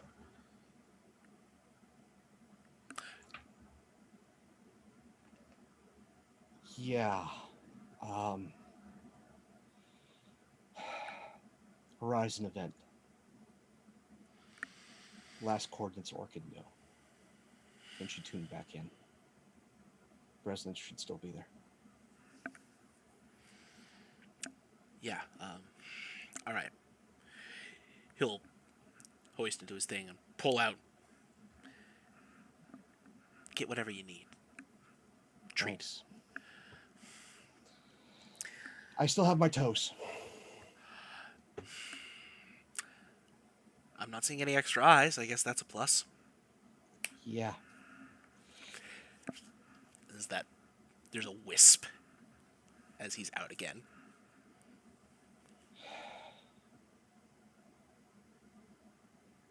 I need ice cream. Yeah, okay, ice cream. Oh yeah, there's a stand right over there. They're calling it radioactive. What's the Italian stuff that? Gelato. Yeah, they're calling it radioactive gelato. It's actually really good. They have a bourbon flavored one that's fantastic. Cool. That's really. Hey, it's been great meeting you. I mean, hey, it's fun to meet another shifter. Yeah, but between you and Pulsar, I have not wanted for heroes. Pulsar, right? Yeah. over I teach over at the scrapyard, and Pulsar, visited a few days ago. It was kind of a big event for everyone. She always shows up unannounced, though. I never get a chance to prepare. Well, But the kids love it, so bucket list. All right. Hey, wait. You look kind of familiar. Do I? Um, I've seen a picture of you. You have. Yeah. Yeah. Um. Yeah, it was in well, Pulsar has sort of an office. Uh-huh. Yeah, you were like aged down about, I don't know, a few years, 5 or 6 years or something, 14ish. Yeah. Yeah. She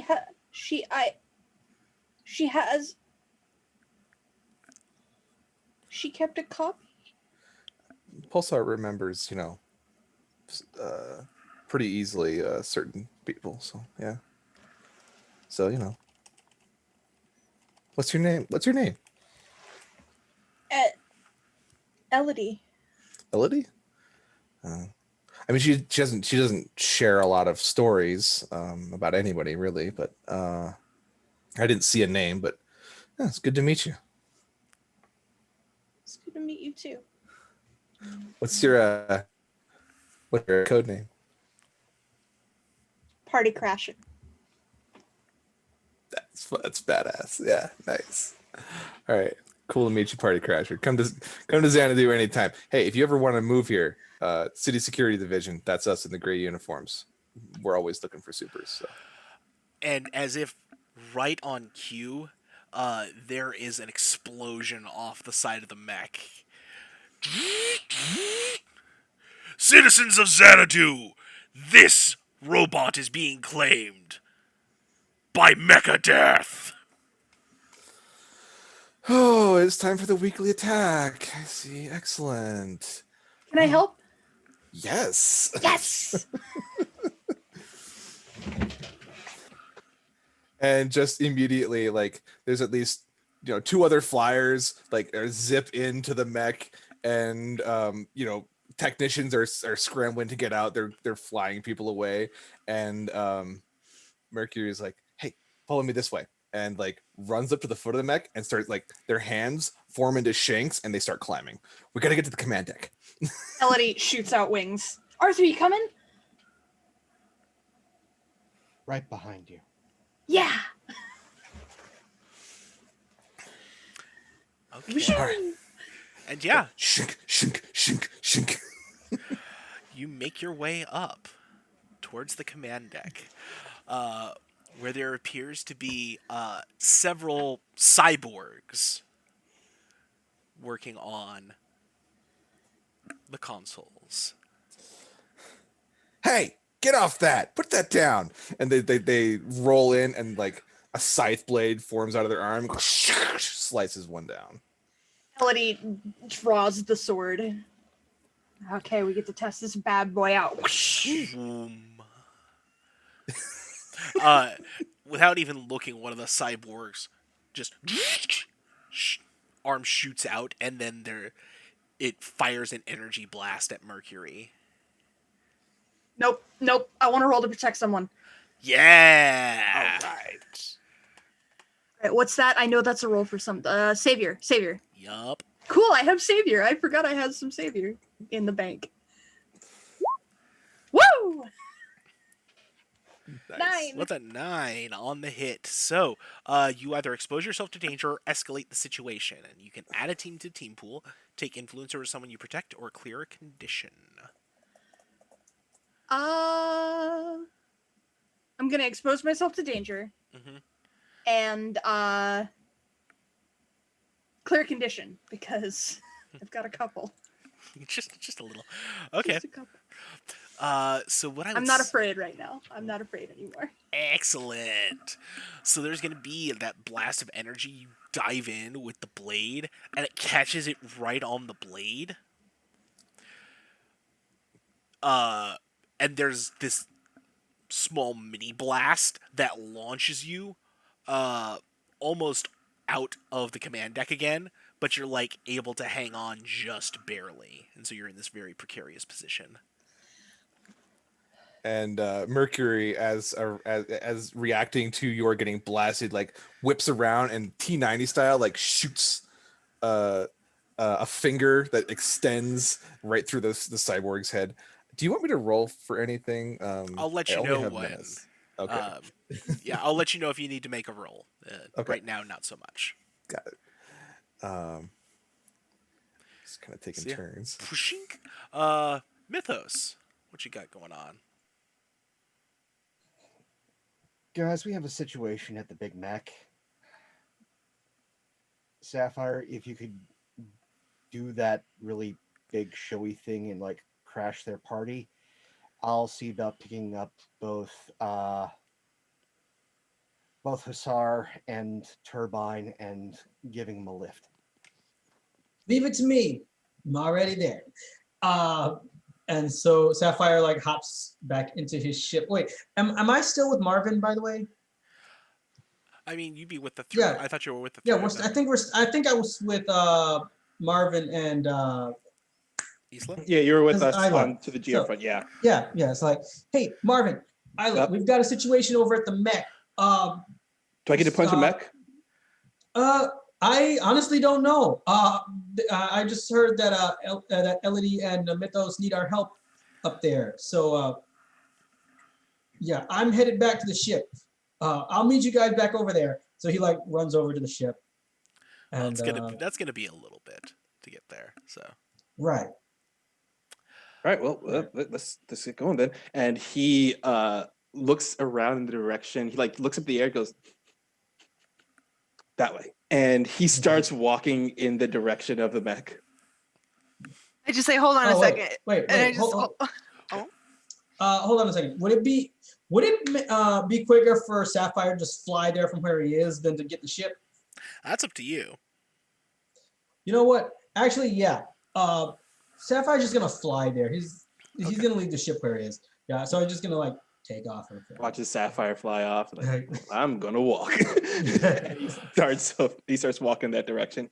Looks back at Hisari, like coming. I say, just give me a second. And I grab Marvin's hand and then I just hold out my other one. And the panel just shows Arthur's hand grabs Isla's. Mm-hmm. Close your eyes. Hold your breath. Wait.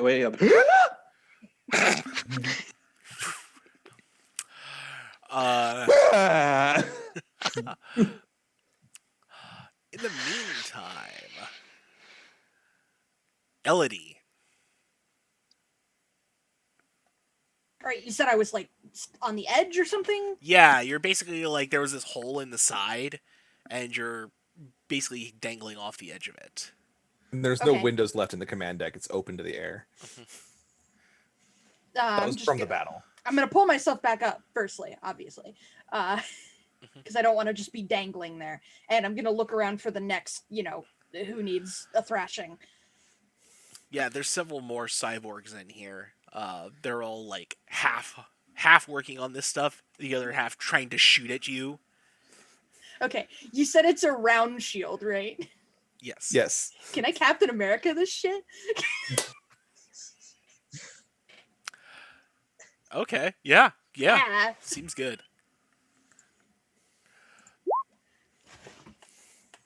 We in there. Nice. Womp. So like you smash a couple of them and the shield rebounds back towards you. And you catch it looking every inch the badass. And that's when you hear this shrieking and renting of metal. And the roof opens up.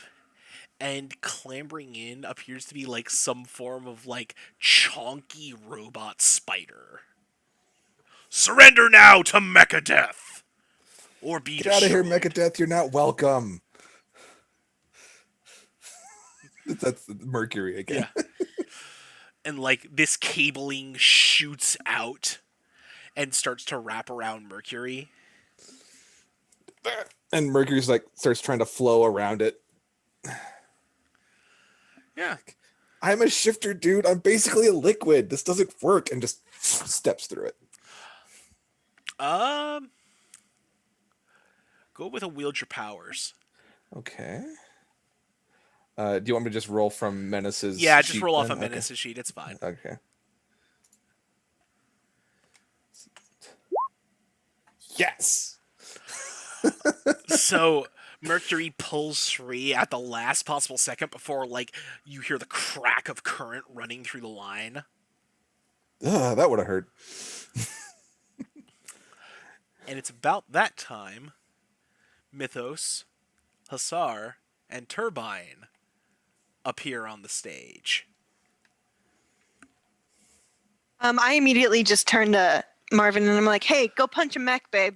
I'm gonna punch him back. As soon as he just appears out of that Arthur space, like as soon as he appears out of the Arthur space, he's already launched himself at Mecha Death to just punch the crap out of it.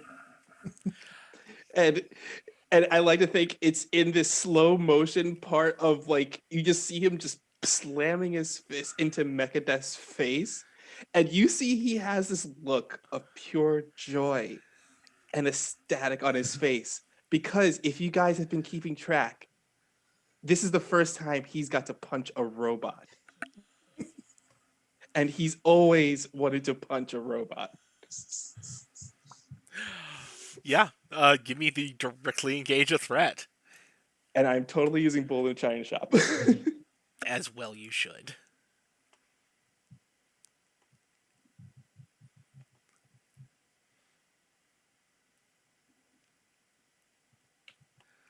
Yep, good enough. Yeah. Got a hit. Yeah, solid blow. So you can resist or avoid blows, take something from them, create opportunity for your allies, impress, surprise, or frighten the opposition. I'm definitely going to take, I get to take 2 because of Bull and China Shop. Mhm. I am going to take surprise because he came out of Arthur's space suddenly. Yeah. And also, I would like to take something from them. Mhm. And what I would like to take from them is their ability to be mobile as he just punches them right onto their back.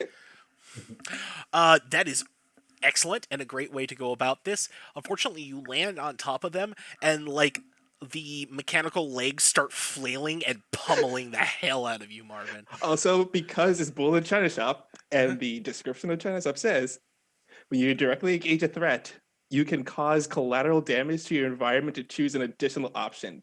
Because they are in the mech, I think what happened is that because of the force of him launching himself out of Arthur's space and colliding with Mecha Death in this punch and tackle, they just go flying out the other end of the mech through the wall and then out the side. And he's just riding down on top of Mecha Death, punching and getting pummeled away by these legs as they fall from... How high are they falling, by the way? Oh, that's what, like at least 10 stories, isn't it? Oh yeah, it was a 10 huge mech. They fall 10 stories while fighting in the air. Yeah, we're gonna need you to take the powerful blow as this is Yeah. happening. But yes, I love this. So it's just you guys, you just legit just saw Marvin just like appear, grab this guy, just go up the other direction.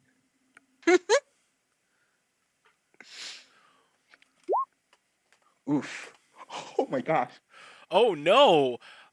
Marvin, you either remove yourself from the situation, you lose control of yourself or your powers in a terrible way, or you double up on the further list.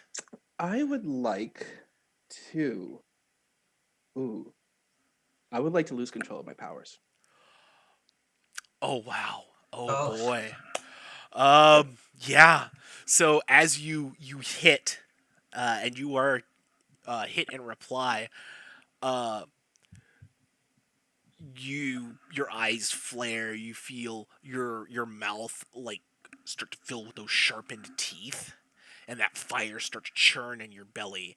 And Mecha Death, you can hear like sensors registering high. What the hell? And then like parts of your body start peeling off and like ripping chunks of metal off of its exoskeleton. and just starting to go to town on it. And you can feel this, and it's not exactly 100% pleasant. Oh boy. I am kind of in that point of Marvin is like at this point of like freaking out, but also leaning into instinct. So he's continuing doing this hmm because that's what like instinct is telling him to do. But like a little voice in the back of his mind, it's like, to borrow the description from the Incredible Hulk, it's as if the monster is in the driver's seat and Marvin is in the trunk this time. Yeah, that would absolutely not be inaccurate for this Yeah. situation. Hussar, how you doing? Uh, I see Marvin go barreling at the mech, and I'm just kind of smiling for a second. And then you just see a panel of me grabbing Arthur and dragging him behind a corner inside the mech. And I'm just like, hey, he needs this, so we're going to give him a second. Hey. What were Uh, you planning on offering that nanny if Menace hadn't spoken up? I want to pierce the mask. Oh wow, yes. Roll me that mundane, please. Okay, so I get one. You get one. What do you intend to do?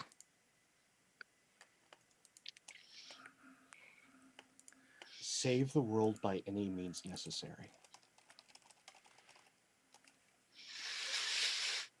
So this is a for the greater good kind of thing, huh?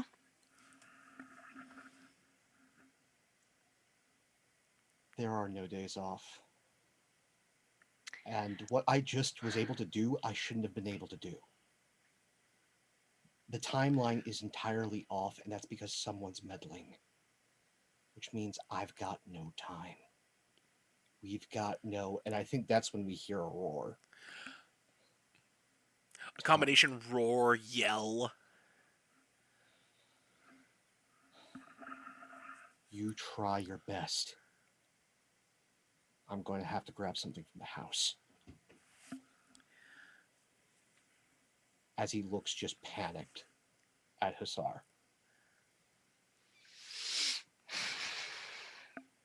Okay. Cool. And I think it's about this time that Sapphire has made his way to the mech, and basically as you're on approach, like a couple other flyers have kind of like, yo, turn back. This is being handled by the watch. But then there's like a ping and they peel off. Um, and if you feel your phone buzz a little bit.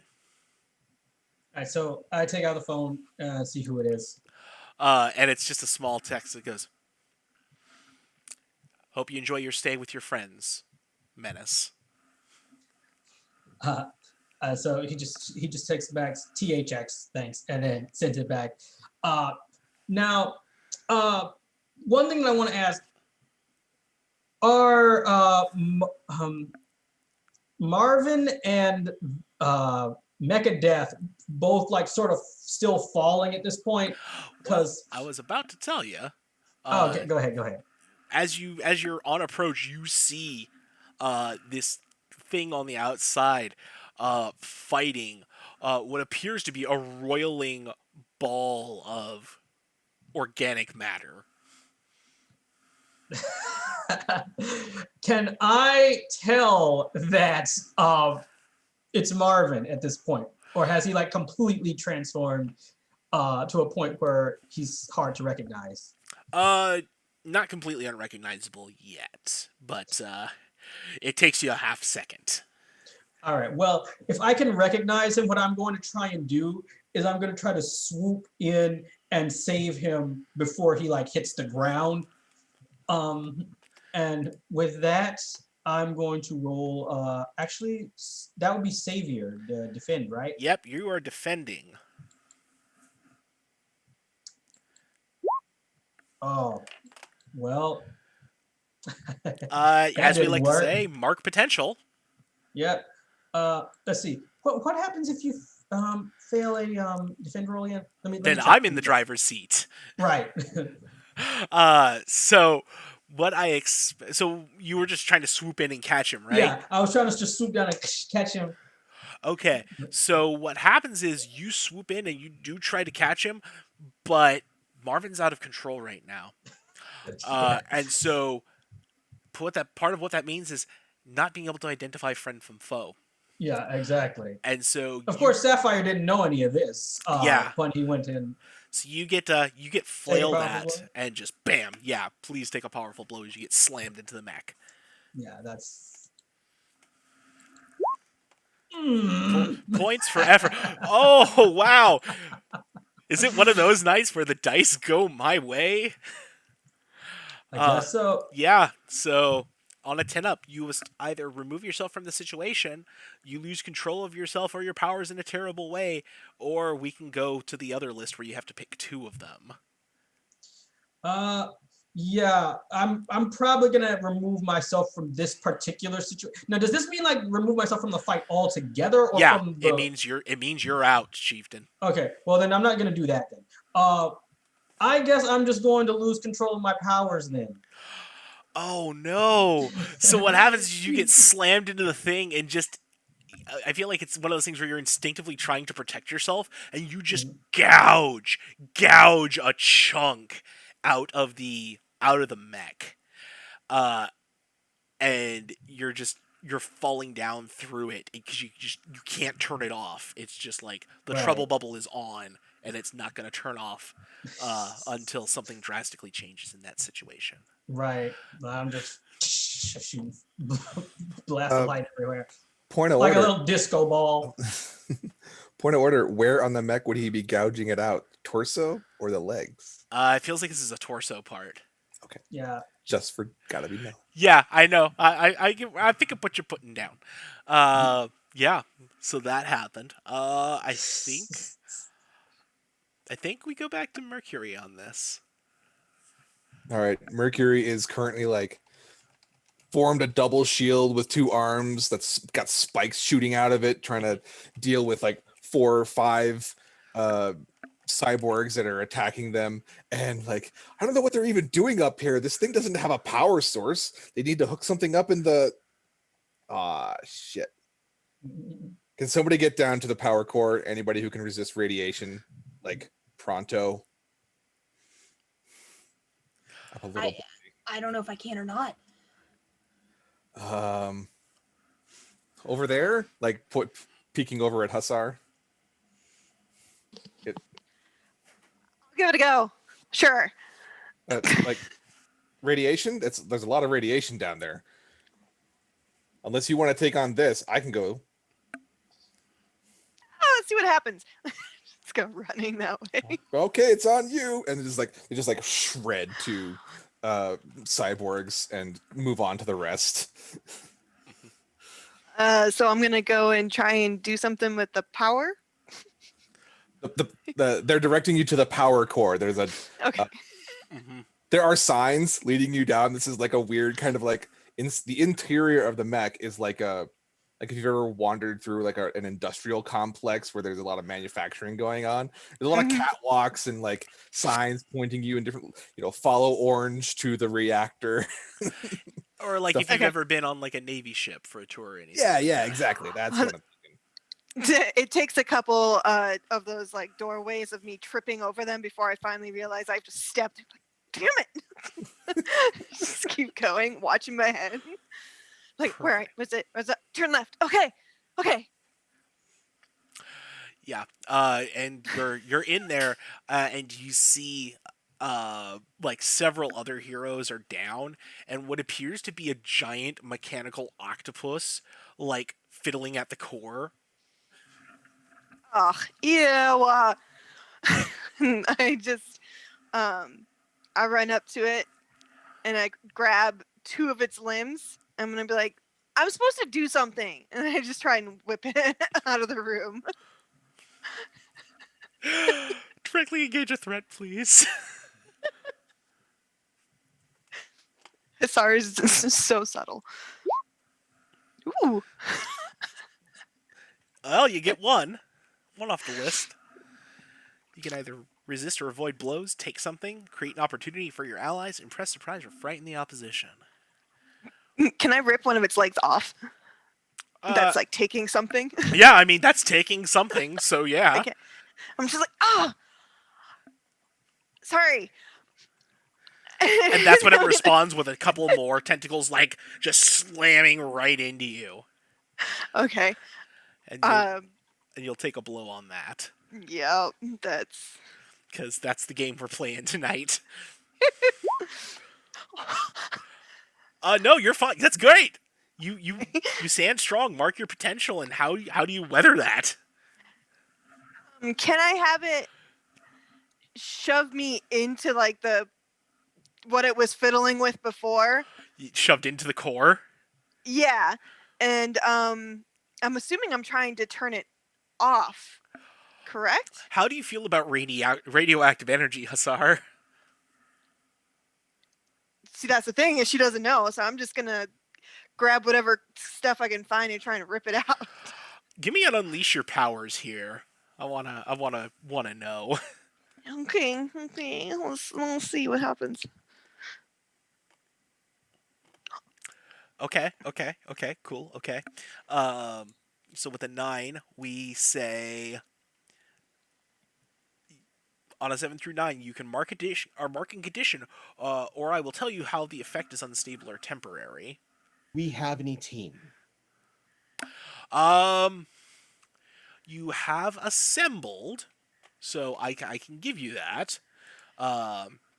So you have 1 for showing up to the party. We give you another 2 because you're engaging Mechadeath. Does Mythos have influence over everybody? No. Okay, missed that one. Everybody has the same purpose. I'm going to assume, unless somebody's got something different going on in their life, which no judging. Oh yeah. Okay, so we get another team. Does anybody mistrust Mythos or the Mythfits? Not really, no. Okay, cool. No. Here's one. Oh no! Oh no! I'm having a distrusting Mythos moment. Cool. So lose a team off that. And I add one back for having the captain trait. You add 1 for having captain. And is the team ill prepared or off balance? That's a yes. So take one away We from are. take one away from that. So we have 4 team in the pool. Okay. I would like to, in this moment, help. Go off. So we have the panel of them fighting, but we cut to earlier. Mm-hmm. As Mythos is barreling through, like, went around the corners back in the House of Mystery, and we just see a number of items off this one, like, ornate shelf. And it just has small labels in elaborate, like, Gothic lettering. Sand, oil. Grabs both of those and just comes around the corner in the moment just as things are about to break. Oh, death by radiation sucks. As he slams the oil ampule against Hussar in that moment to help, and he's right next to the core. Cool. Very cool. Incredibly cool. So you're going to spend 1 for that oil. That's your 1 team to boost that up, which is great. Because that means that becomes a 10, which means Hussar, at least for the duration of this fight, radiation, great stuff. Does it like Hulk me out for a little bit? I don't know if it's Hulk you out. How would you say a massive infusion of energy would affect Hussar? Ooh. It will probably just manifest itself in like a whole bunch of like divine white light coming out of her eyes and hands at the same time, and she just kind of Oh my god! And she just uses it to try to push the thing off of her. Uh-huh. And in the meantime, Mythos, we're gonna need you to take a Oh powerful yeah. blow here. Yeah. Oh yeah.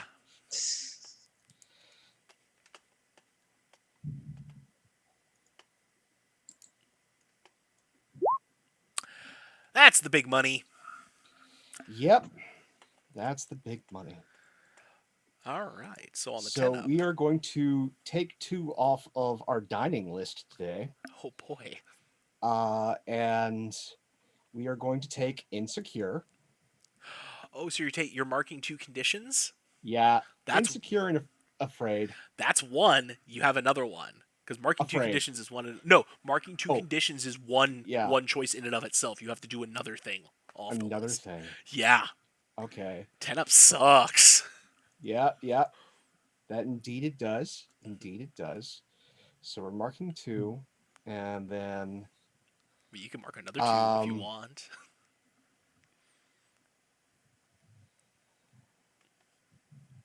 I'm going to give ground in that moment because, being blasted with radiation, even though, this isn't my first time being blasted with radiation, still sucks. Yeah. The octopus will flail out, grab a hold of you, and try and launch you out through the jettison port. So that it's going to be just it and Hussar for the next part of the dance. Before he actually throws Arthur out, can I attempt something? Unfortunately, no, because this is consequences of Arthur's roll. So Okay, that's cool. going That's away. fine. Mm-hmm. Cool, cool. In the meantime, let's cut back. I want to know. Let's see. Marvin, what's up?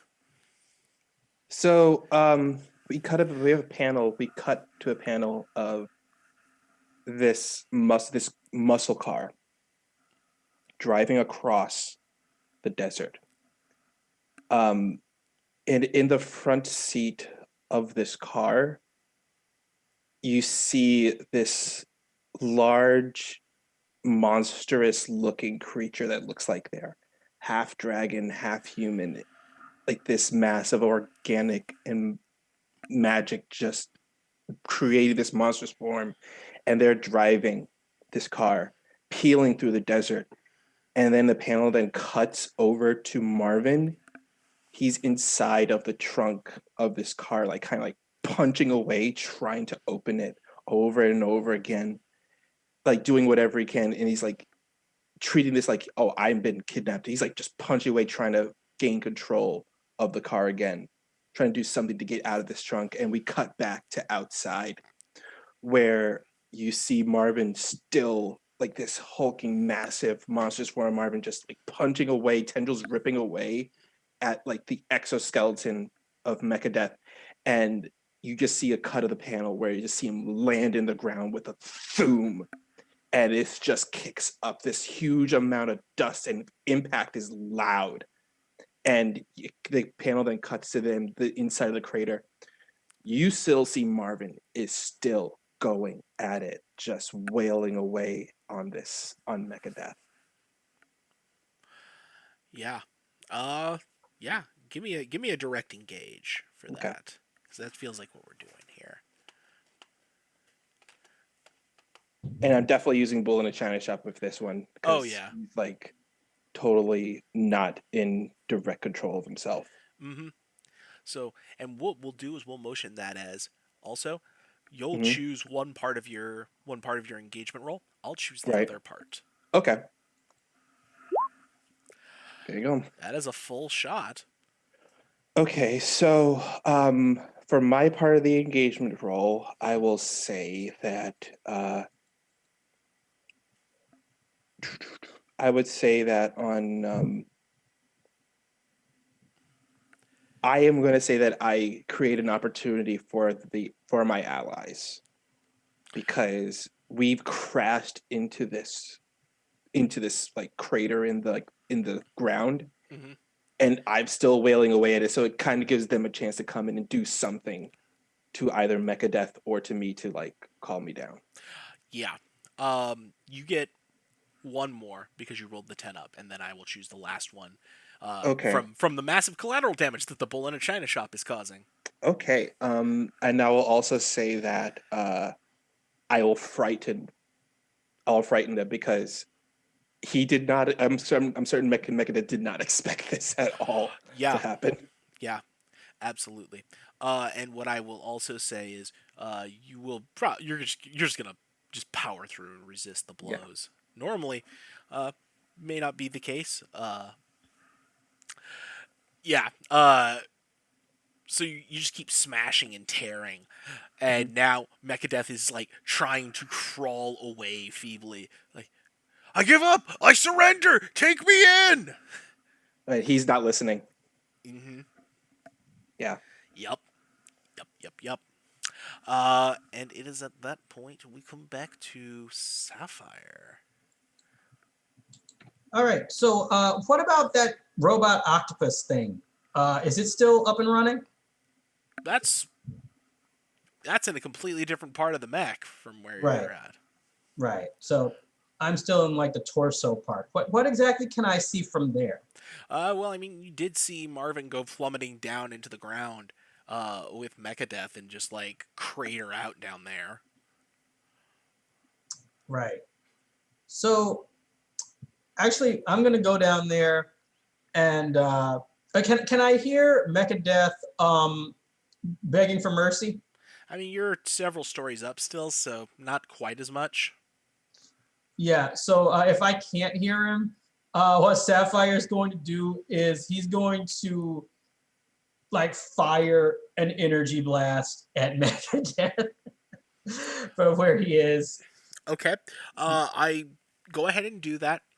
What I'm going to do is have you roll me 3d6, and we're going to take the lower two because you are still inside your trouble bubble. Right. 3d6.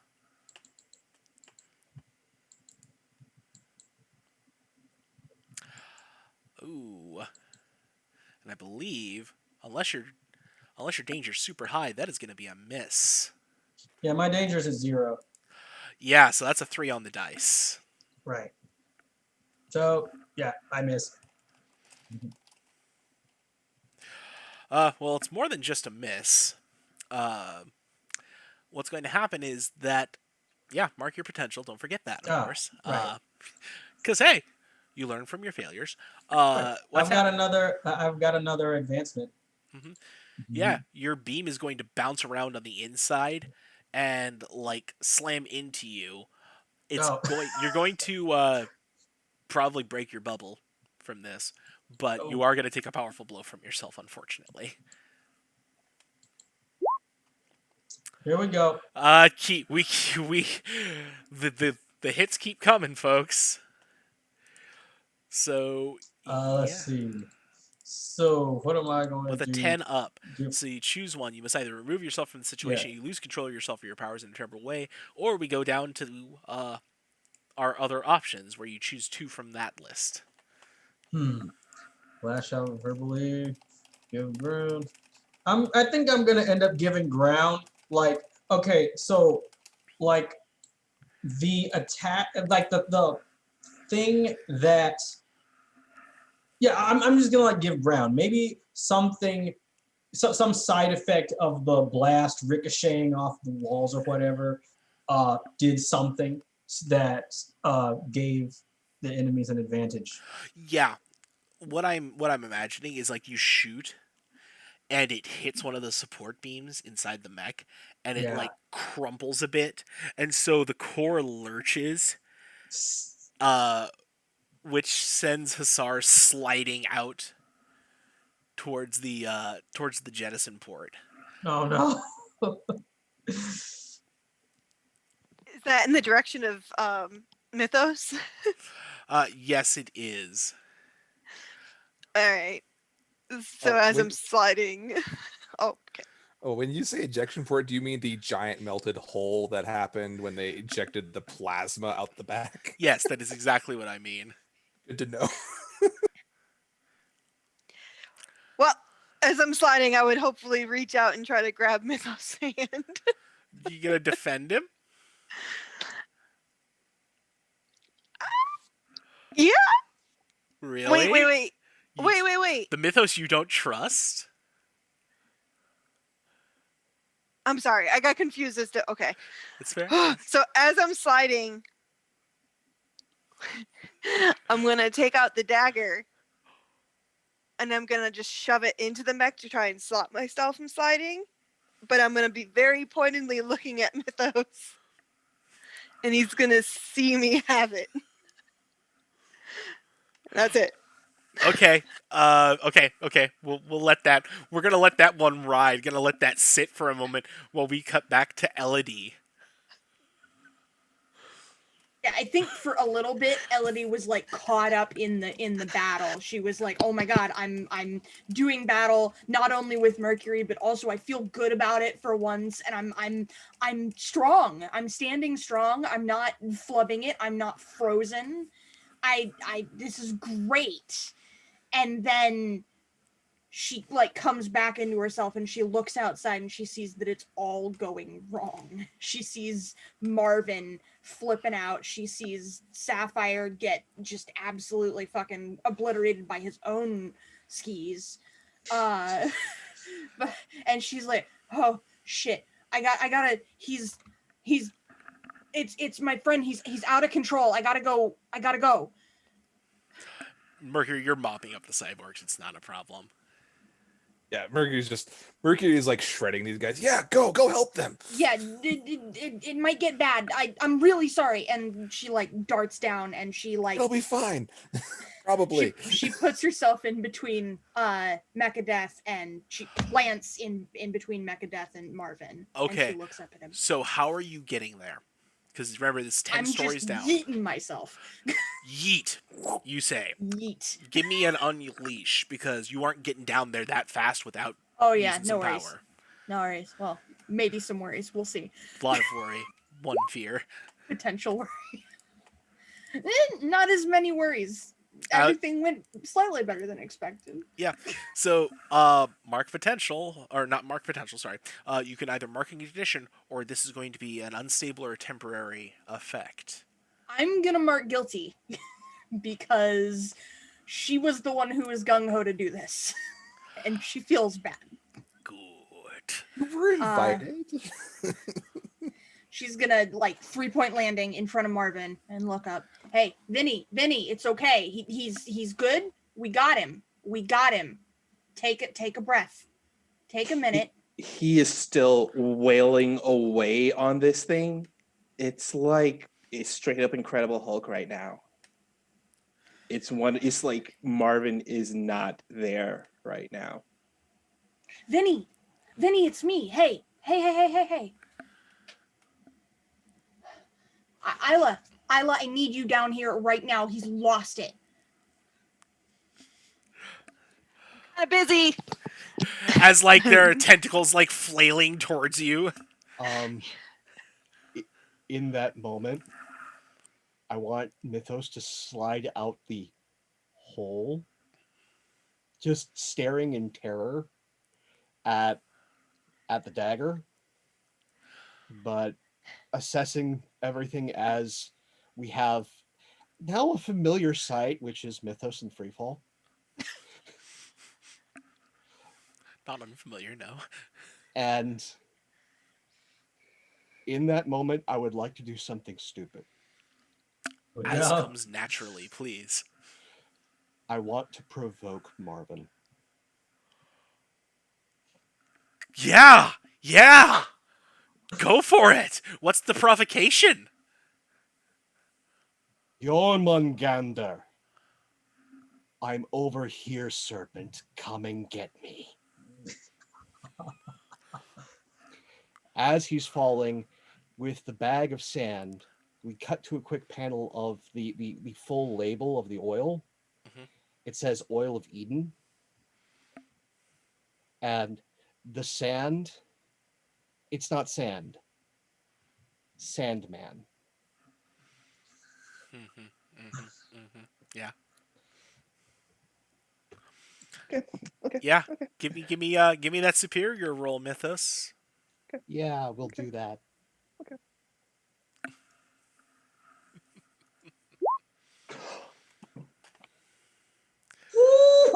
And of course, the most magical of times. Oh boy. PCs.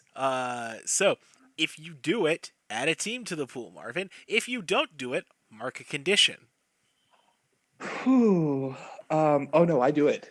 Yeah. I do it because he's like, yeah. As soon as he says that, Marvin like grabs Mechadev's head and just slams it into the ground, pushing it further in, making a loud audible crunch. Like his intent is not to like crush the head and kill him. He's just smashing his head into the ground further just to immobilize him. And as soon as he hears that, he like looks like he whips his head around, and you see that draconic looking face in his draconic looking face like lock eyes on Mythos, and he lunges at it. And there's like a cut in the panel where you see Mythos falling, and you can see Marvin leaped up at that moment, about to just grab his face and slam it into the side of the mech. Mm-hmm. And I mean, he leaped up into the air. Mm-hmm. Oh yeah. Yes, I'm here for this. All of it. Every last bit. Uh, we'll come back to that in just a hot second, though, because I'm a monster. Um, Hussar. Uh-huh. Mythos cut loose. What do? Well, I think you see, is that tentacly creature sliding towards me still? The octopus is now crawling towards you. Yes. Okay. Uh, I'm going to rip the dagger out and continue sliding out the hole. Mhm. And I'm just going to free fall. And then I'm going to try to message Elodie as fast as I can and be like, now you can get me. And I look up and oh shit. And I just whoop up I go. Oh wow! Oh wow! Wow! Wow! Can you give me a defend roll there, Elodie? Cool. Let's get it. Yeah, okay, good. Can I take a team for that? Yeah, you can spend a team. Okay, so I'm gonna take the 10 on that.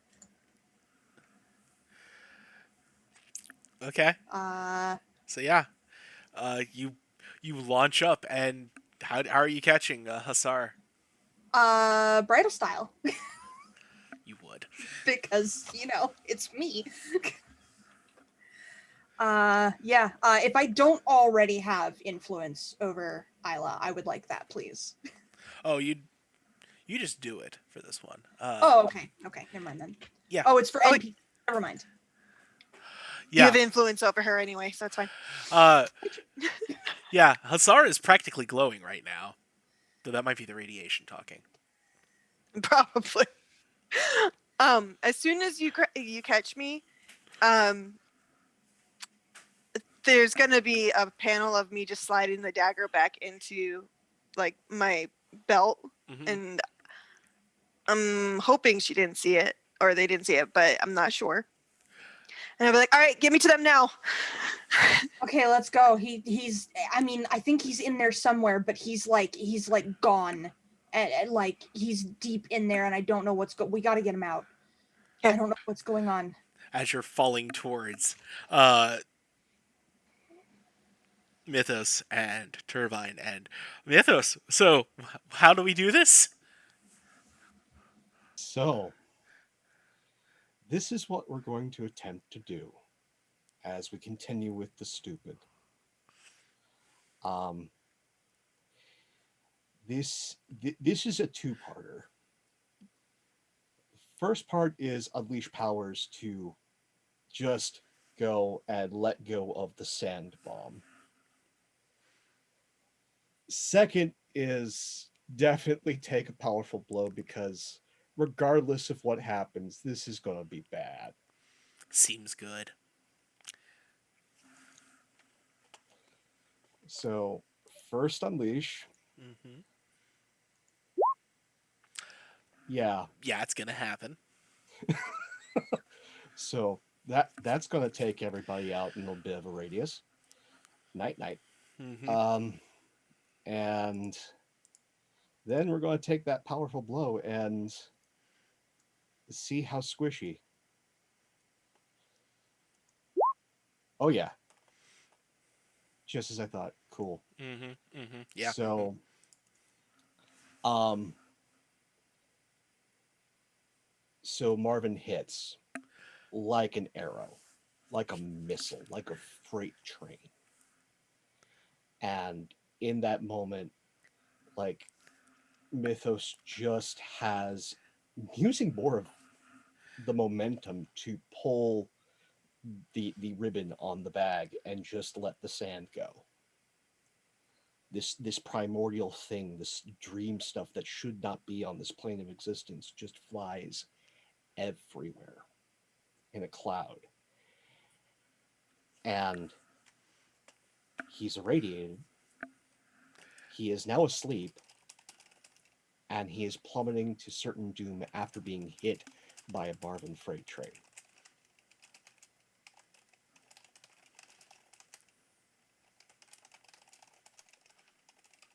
Okay, so this is what happens on Marvin's end.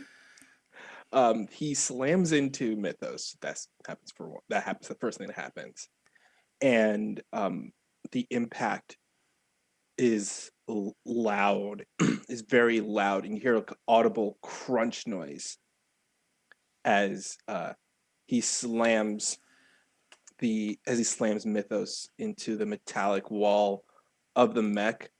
But then he gets bamfed by this sand in the face, and he like pushes up to his feet, like pushing himself away from the wall. He staggers a bit to the left and to the right, and he just falls over to the side with a loud, audible thoom because of how large he's grown. And it takes like a couple of minutes. It doesn't happen. The transformation back to normal doesn't happen. He's just laying there for now in this state, but he is very much asleep.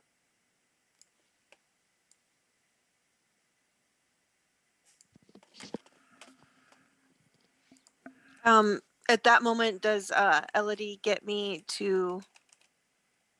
Who do you take me to first, Mythos or Marvin? I think at that point they would definitely see, like, as soon as Elodie probably caught Hassar, you would have saw like Marvin just like launch himself past both of you into Mythos, and so like right above your head, you saw them just like blam right back into the mech and it was a very loud boom as they slammed inside of the mech. I think we split. I think I like toss Isla in the direction of Marvin and go for Arthur. Sounds like a plan. Yeah. As soon as I get towards Marvin too, I just start checking him out, seeing if he's okay. And as you start checking him out, you feel something start to scratch and get into your eyes. And you start to get ever so tired, ever so quickly. That's right.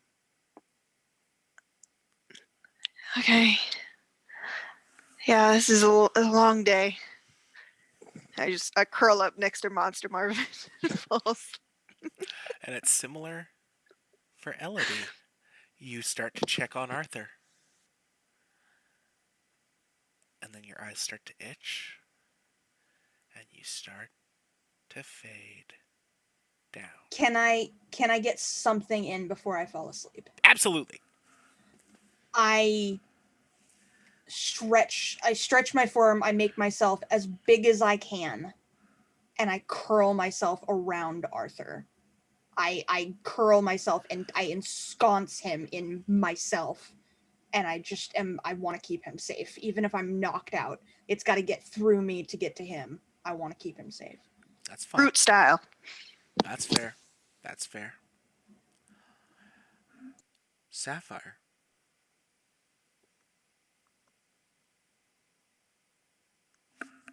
Can I see all of this from where I am? Yup. Okay, so once I realize that that dust that's surrounding everybody is what's making everyone fall asleep, Do you? I mean, well, I think so. If I could see from where I am, I mean, it would, I mean, you can see people just kind of lying there. That's all you can right. really see. But I don't see the dust. It's very Do I? fine. Right.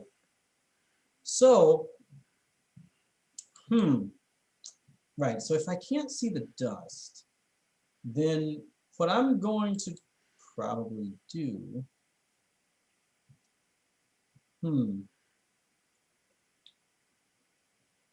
oh, this is interesting. I mean, you probably want to help somebody out, don't you? Yeah, I definitely will.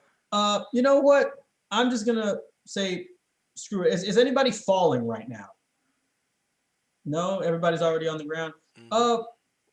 So wait, then who's still in danger? I think at this point you No one. see Yeah. like Mercury like leap out of the hole that where the power core was and like hit the ground with the octomech speared on their arm. Yeah. Ah, And they so look the around like the octopus the mech thing, is safe. Like right? So the octopus thing is still running around. No, it's oh no done. no no! It's done. Mercury just like took them out and they stop and look at they So, look at Mechadeath and look at down at the octopus thing like Octomech, I thought you guys hated each other. And then they reach into the remaining cyborg parts and just rip something out. mhm. And they pull out two like what looks like brain cases and it's like I'm just glad arresting you is easy. They stick them into like a bag. There's like several diodes blinking on the brain cases. Just like you like somehow diodes can be angry, you know. That's exactly what it is. It's exactly it. Sticks them in a bag. Okay. Right. Are So you in going to that help case, anybody out, Sapphire? yeah, I'm gonna try and help them out because I'm just seeing them all pass out, and I'm just gonna like go down there and try to help them. Who are you trying to Uh, help? Who are you going to? I am going to go after. Probably gonna go after where Hussar and Marvin. Okay. Excellent. And as you fly, you feel this particulate matter kind of brushing past you, and then a little bit of it tops onto your eyes, and you land very softly right next to Isla as you slowly drift off to slumber. But we aren't quite ready to close this night's issue. One last thing happens. Dizzy, what you got? Well, at first Mercury is going to approach, and but when they see Sapphire just like pass out as they hit, they're like, oh, they stop and they start talking to like, all right, they start talking. We got a code, 485 and a 552, and a 513 probably, which all means things like radiation protocol, potential, some kind of magical effect that is knocking people out, and calling for backup. And right as they're calling that you there, well, you guys can't hear it because you're all asleep, but there is a boom, a sonic boom, and up in the sky there is a trail of fire, just streaking towards the mech, and just a few 100 feet away, like the fire flares out, and hovering above the mech is Pulsar.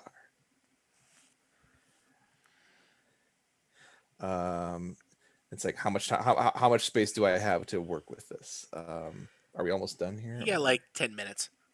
Okay. Oh, something's happening to my screen. Oh, never mind. Okay. Pulsar lands and consults with with Mercury, and all right, and then here's Pulsar speaking. All right, I suppose we need some wind. I'm not sure. And they start to approach, and what does she feel as she starts approaching Sapphire? She's approaching very cautiously. Yeah, Pulsar would absolutely feel this particulate matter in the air. There's like less of it than there was before because it's sort of slowly getting dispersed All by right. air current, but it's definitely there, and it's got that distinctive feel of something that's not quite natural 100%. Yeah, and as soon as she feels that, like there is a flash of black energy, and suddenly she's back standing next to Mercury. And it says, "All right, bring in an air contamination unit. There's something there. It's kind of makes me feel like I want a nap. There's something not right here. We need some magic types." All right. And so that's what she's calling for. Yeah, and Mercury will start calling calling in all the extra resources that they have on tap, and it's like, yeah, arcane specialist. No, I'm not joking. Come on. Is there anything else that Pulsar would like to do before we close this issue out? Um, I think she'll like attempt to. No, that's not something she can do. The only other magic person she knows is Tempest. And that's going to take some time to get up there, if that's the Yeah. case. And well, that can fly because Athena needs transport. Mm-hmm. All right. No, she'll approach and attempt to resist the effect. Okay. Um, at that point, I am going to say if she is trying to resist effect, give me a wield powers roll. All right.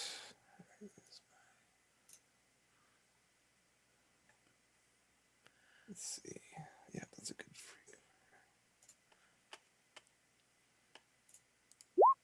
Ha! She definitely feels this intense lethargy wash over her, but she can move in the area. If she wants to move the kids around, she'll be able to, but All not right. for too long. All right. She'll once she senses, like, she'll first touch the first pair that are on the ground and make sure nobody, and find out who's injured. And once she can heal, and then when she touches Mythos, she the pale yellow, the yellow energy starts flowing out from her hand, and anybody around there immediately recognizes Pulsar's healing effect, and like she heals the radiation damage and clears the radiation that's in his system. But he doesn't. But of course, he doesn't wake up because she can't affect it magically. And then she'll like drawing on more. Like she starts glowing a lot brighter, and there are tendrils of energy coming off her as she forces her powers to keep her awake. And she'll move up to the others and do the same thing to Hussar and clear her radiation damage. And that keeps them out of life and limb danger. But as soon as she's done with that, she again, the black energy, she zips away with speedster speed, and just like goes down to one knee and is like breathing hard. It's like, yeah, definitely some sort of magic effect. I couldn't wake them up. Get the arcane specialist here fast. And that's the end of her action. She's just like drawing on power to keep herself from falling asleep for the next like 20 minutes at least. And as we pull away from the sleeping forms of our Mythfits, that is where we will end tonight's issue of Sunset City. And so we're gonna go back around the horn, have everybody give us a little plugs of where we are, where we can find you, and how you're doing. Had a little bit of a shuffle up, so we get to do things a little differently. Christy, how you doing? Oh, I'm Polish Christy. You can find me on Twitch, Twitter, Instagram. I don't know if you can tell, but Hasar's having a little bit of an argument inside of herself about what would the greater good be. And she's ruled by her emotions. And so her love of her friends is overpowering, but also her love of her friends is overpowering. So one versus I don't know. Th- It's so hard. There are two hussars inside you. Yes. And it's so ridiculous. Oh my gosh, that is fantastic. I love this. Love everything about this. Um, let's see. And so we've got where we can find you. And as is tradition, so last time we did our normal covers. So what is our non-Mythfit related titles coming out this month? Okay. Non-Mythfit related title would be I would think I'm thinking along the lines of like Dark Angel versus Hussar, so like Lucifer kind of content. And it would just be black wings, black hair, Hussar on the cover. And you would just see them with like a trail of blood versus the white light. And the title, well, the little subtitle would be like, which is better? Question mark. I'm gonna put it as Witch, WITCH. Yes. Yep, I know what I'm going. All right, fantastic. Celeste, how we doing, friend? Well, that went places. Hi, I'm Celeste PLS with way too many underscores on Twitter. I'm Celeste Shepherd here on Twitch. I don't do a whole lot of streaming of my own, but I crop up on other people's channels every now and then. I don't have anything in the near future. It's going to be about another month or so before I'm in anything. I do have a fundraiser that I'm taking part in lined up over, gosh, what channel is that? It's I don't know what the channel is, but with Valdrianth and those folks, they're doing a fundraiser. And I'm going to be taking part in Cat, Cleric of Chords, Stille Nacht game.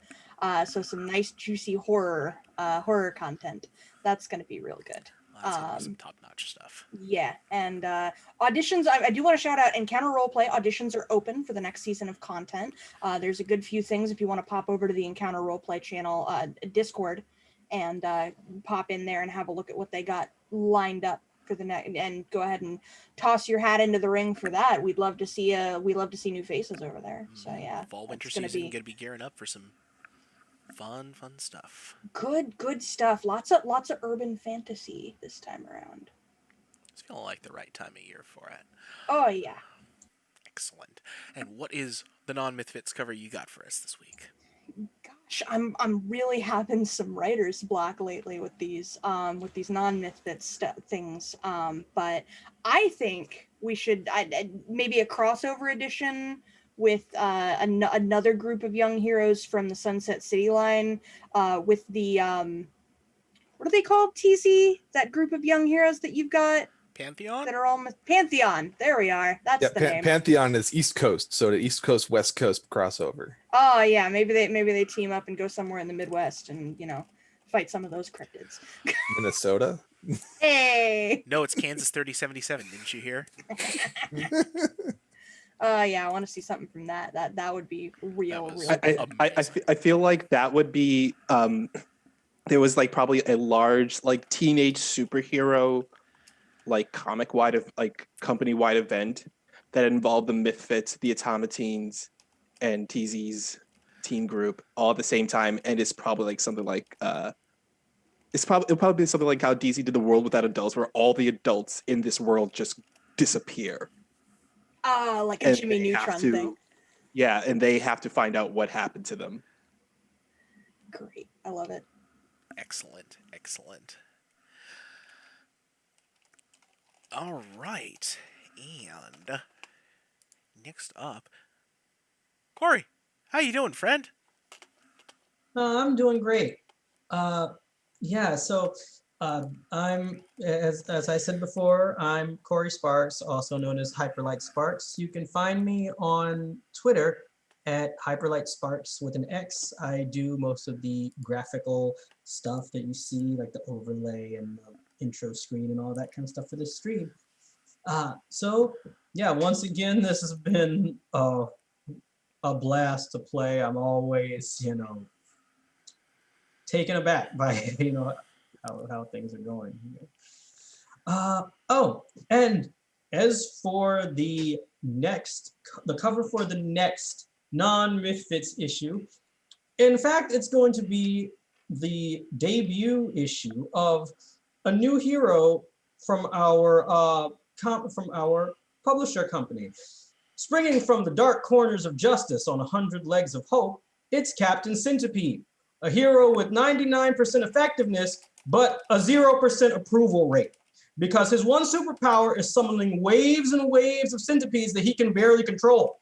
And the fact of the matter is, of course, you're not gonna once you're covered like knee deep in centipedes, you're not gonna want to rob a bank anymore. So that stops the robbery right there. The only problem is that the bankers too are still knee deep in centipedes. So nobody wants to see him come. But whenever he shows up, you know that your current problem is going to end, but another problem is going to begin. And it's this guy trying to deal with the fact that he's like, okay, well, nobody likes how do I deal with being a superhero that nobody likes? Oh, and another thing, some people say that Captain Centipede has two powers. First power is summoning centipedes. His second power is not being afraid of centipedes, because that's technically a superpower. That's fair. That's fair. I love this because it's like it's Ant-Man meets Booster Gold, and Yeah, it's perfect. I love it. And also like the whole fact that summoning swarms of insects is a horrifyingly powerful ability too. Oh, this is beautiful. That's fantastic. Pope, friend, how we doing? Oh, we're definitely doing. Hey everybody, it's Pope World Build on the Twitter, Pope World Build on Twitch. I lurk in all your streams. If you want to see more of this ridiculous face, aside from being here every other Sunday, um, soon over on Penny Foretale, there's going to be a Legend of the Five Rings mini-series. And Mitch has got terrible, terrible plans in store. So if you want to see a story from Rokugan that goes dark and terrible as the emperor is ill and there are many heirs to the throne, yeah, you could see what horrid things we get into. Keep your eyes peeled for that. It's going to be on Wednesday nights at 8:15 Eastern in 2 weeks' time. So tune in for that. Alt cover. So we touched on it a little bit. It is a quarterly comic called Forbidden Curios, which just follows the different MacGuffins that are speckled throughout the entire comic line and their uses. We got to see 2 of those this evening. So nice little tie-in, lead-in, but there's a number of other terrible, terrible things. It's just the cover is just this cabinet with all of these different MacGuffins in one place. Behold my collection is just the subheading. Nice. Love that. You always know just what to bring to the party.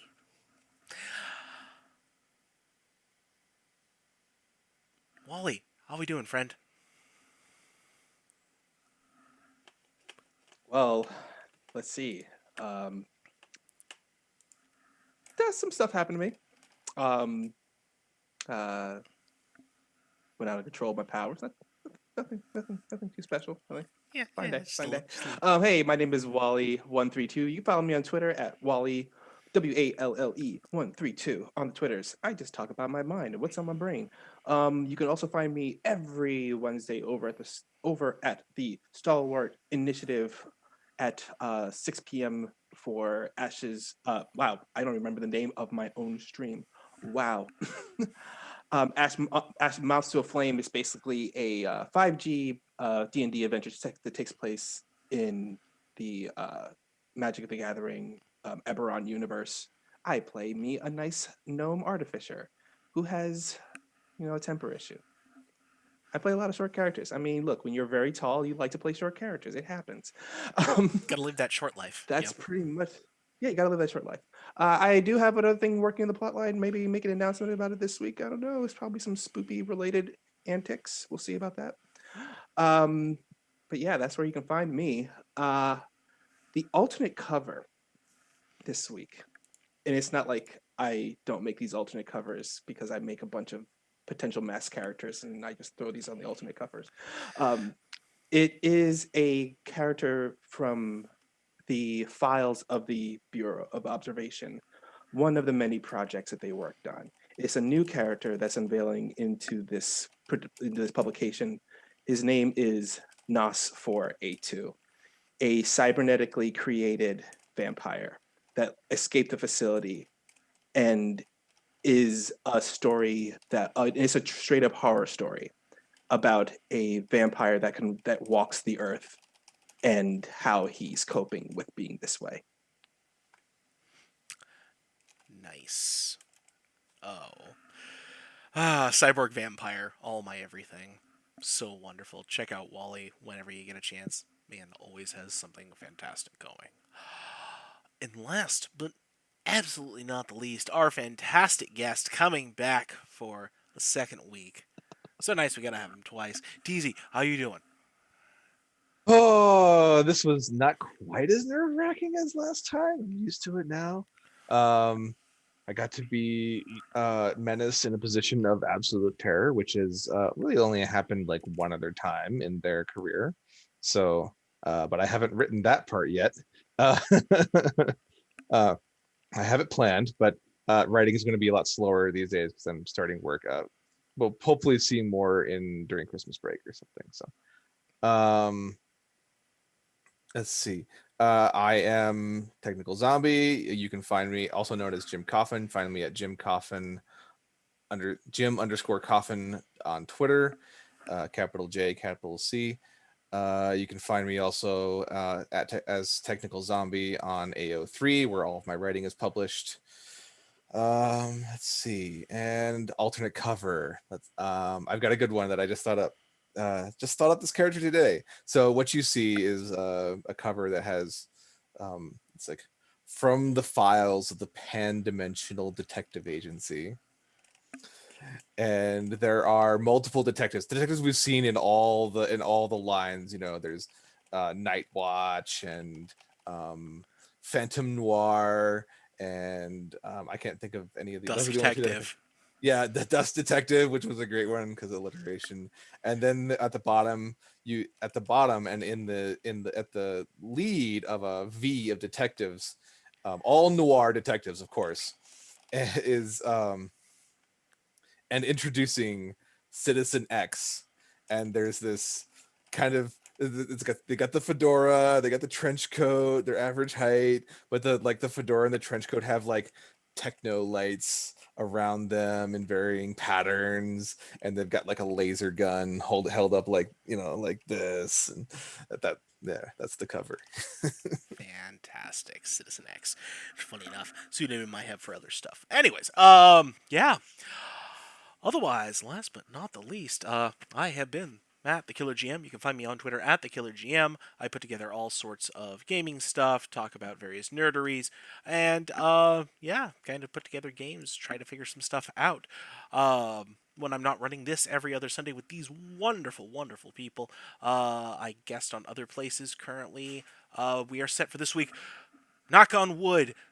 For real this time. Witcher, Family of Race. We have got some Sinblings to go beat the snot out of. The stars should be in alignment this time. We're going for it. That is going to be this Wednesday at 8 p.m. Eastern, 5 Pacific. Make it. Be there.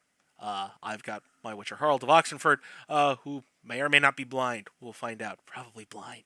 I had fireflies explode in my eyes. It was the worst. And that is going to be over on Laugh Love Lindy's channel. And I hear tell, with the way Halloween goes this year, some things might be happening, little spooky things.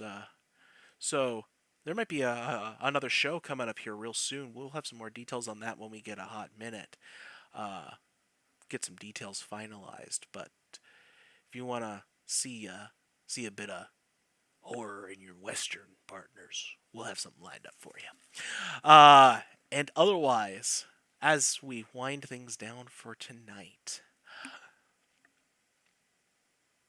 our stinger for this time is we see all 5 Mythfits swirling around together in a view of a crystal ball.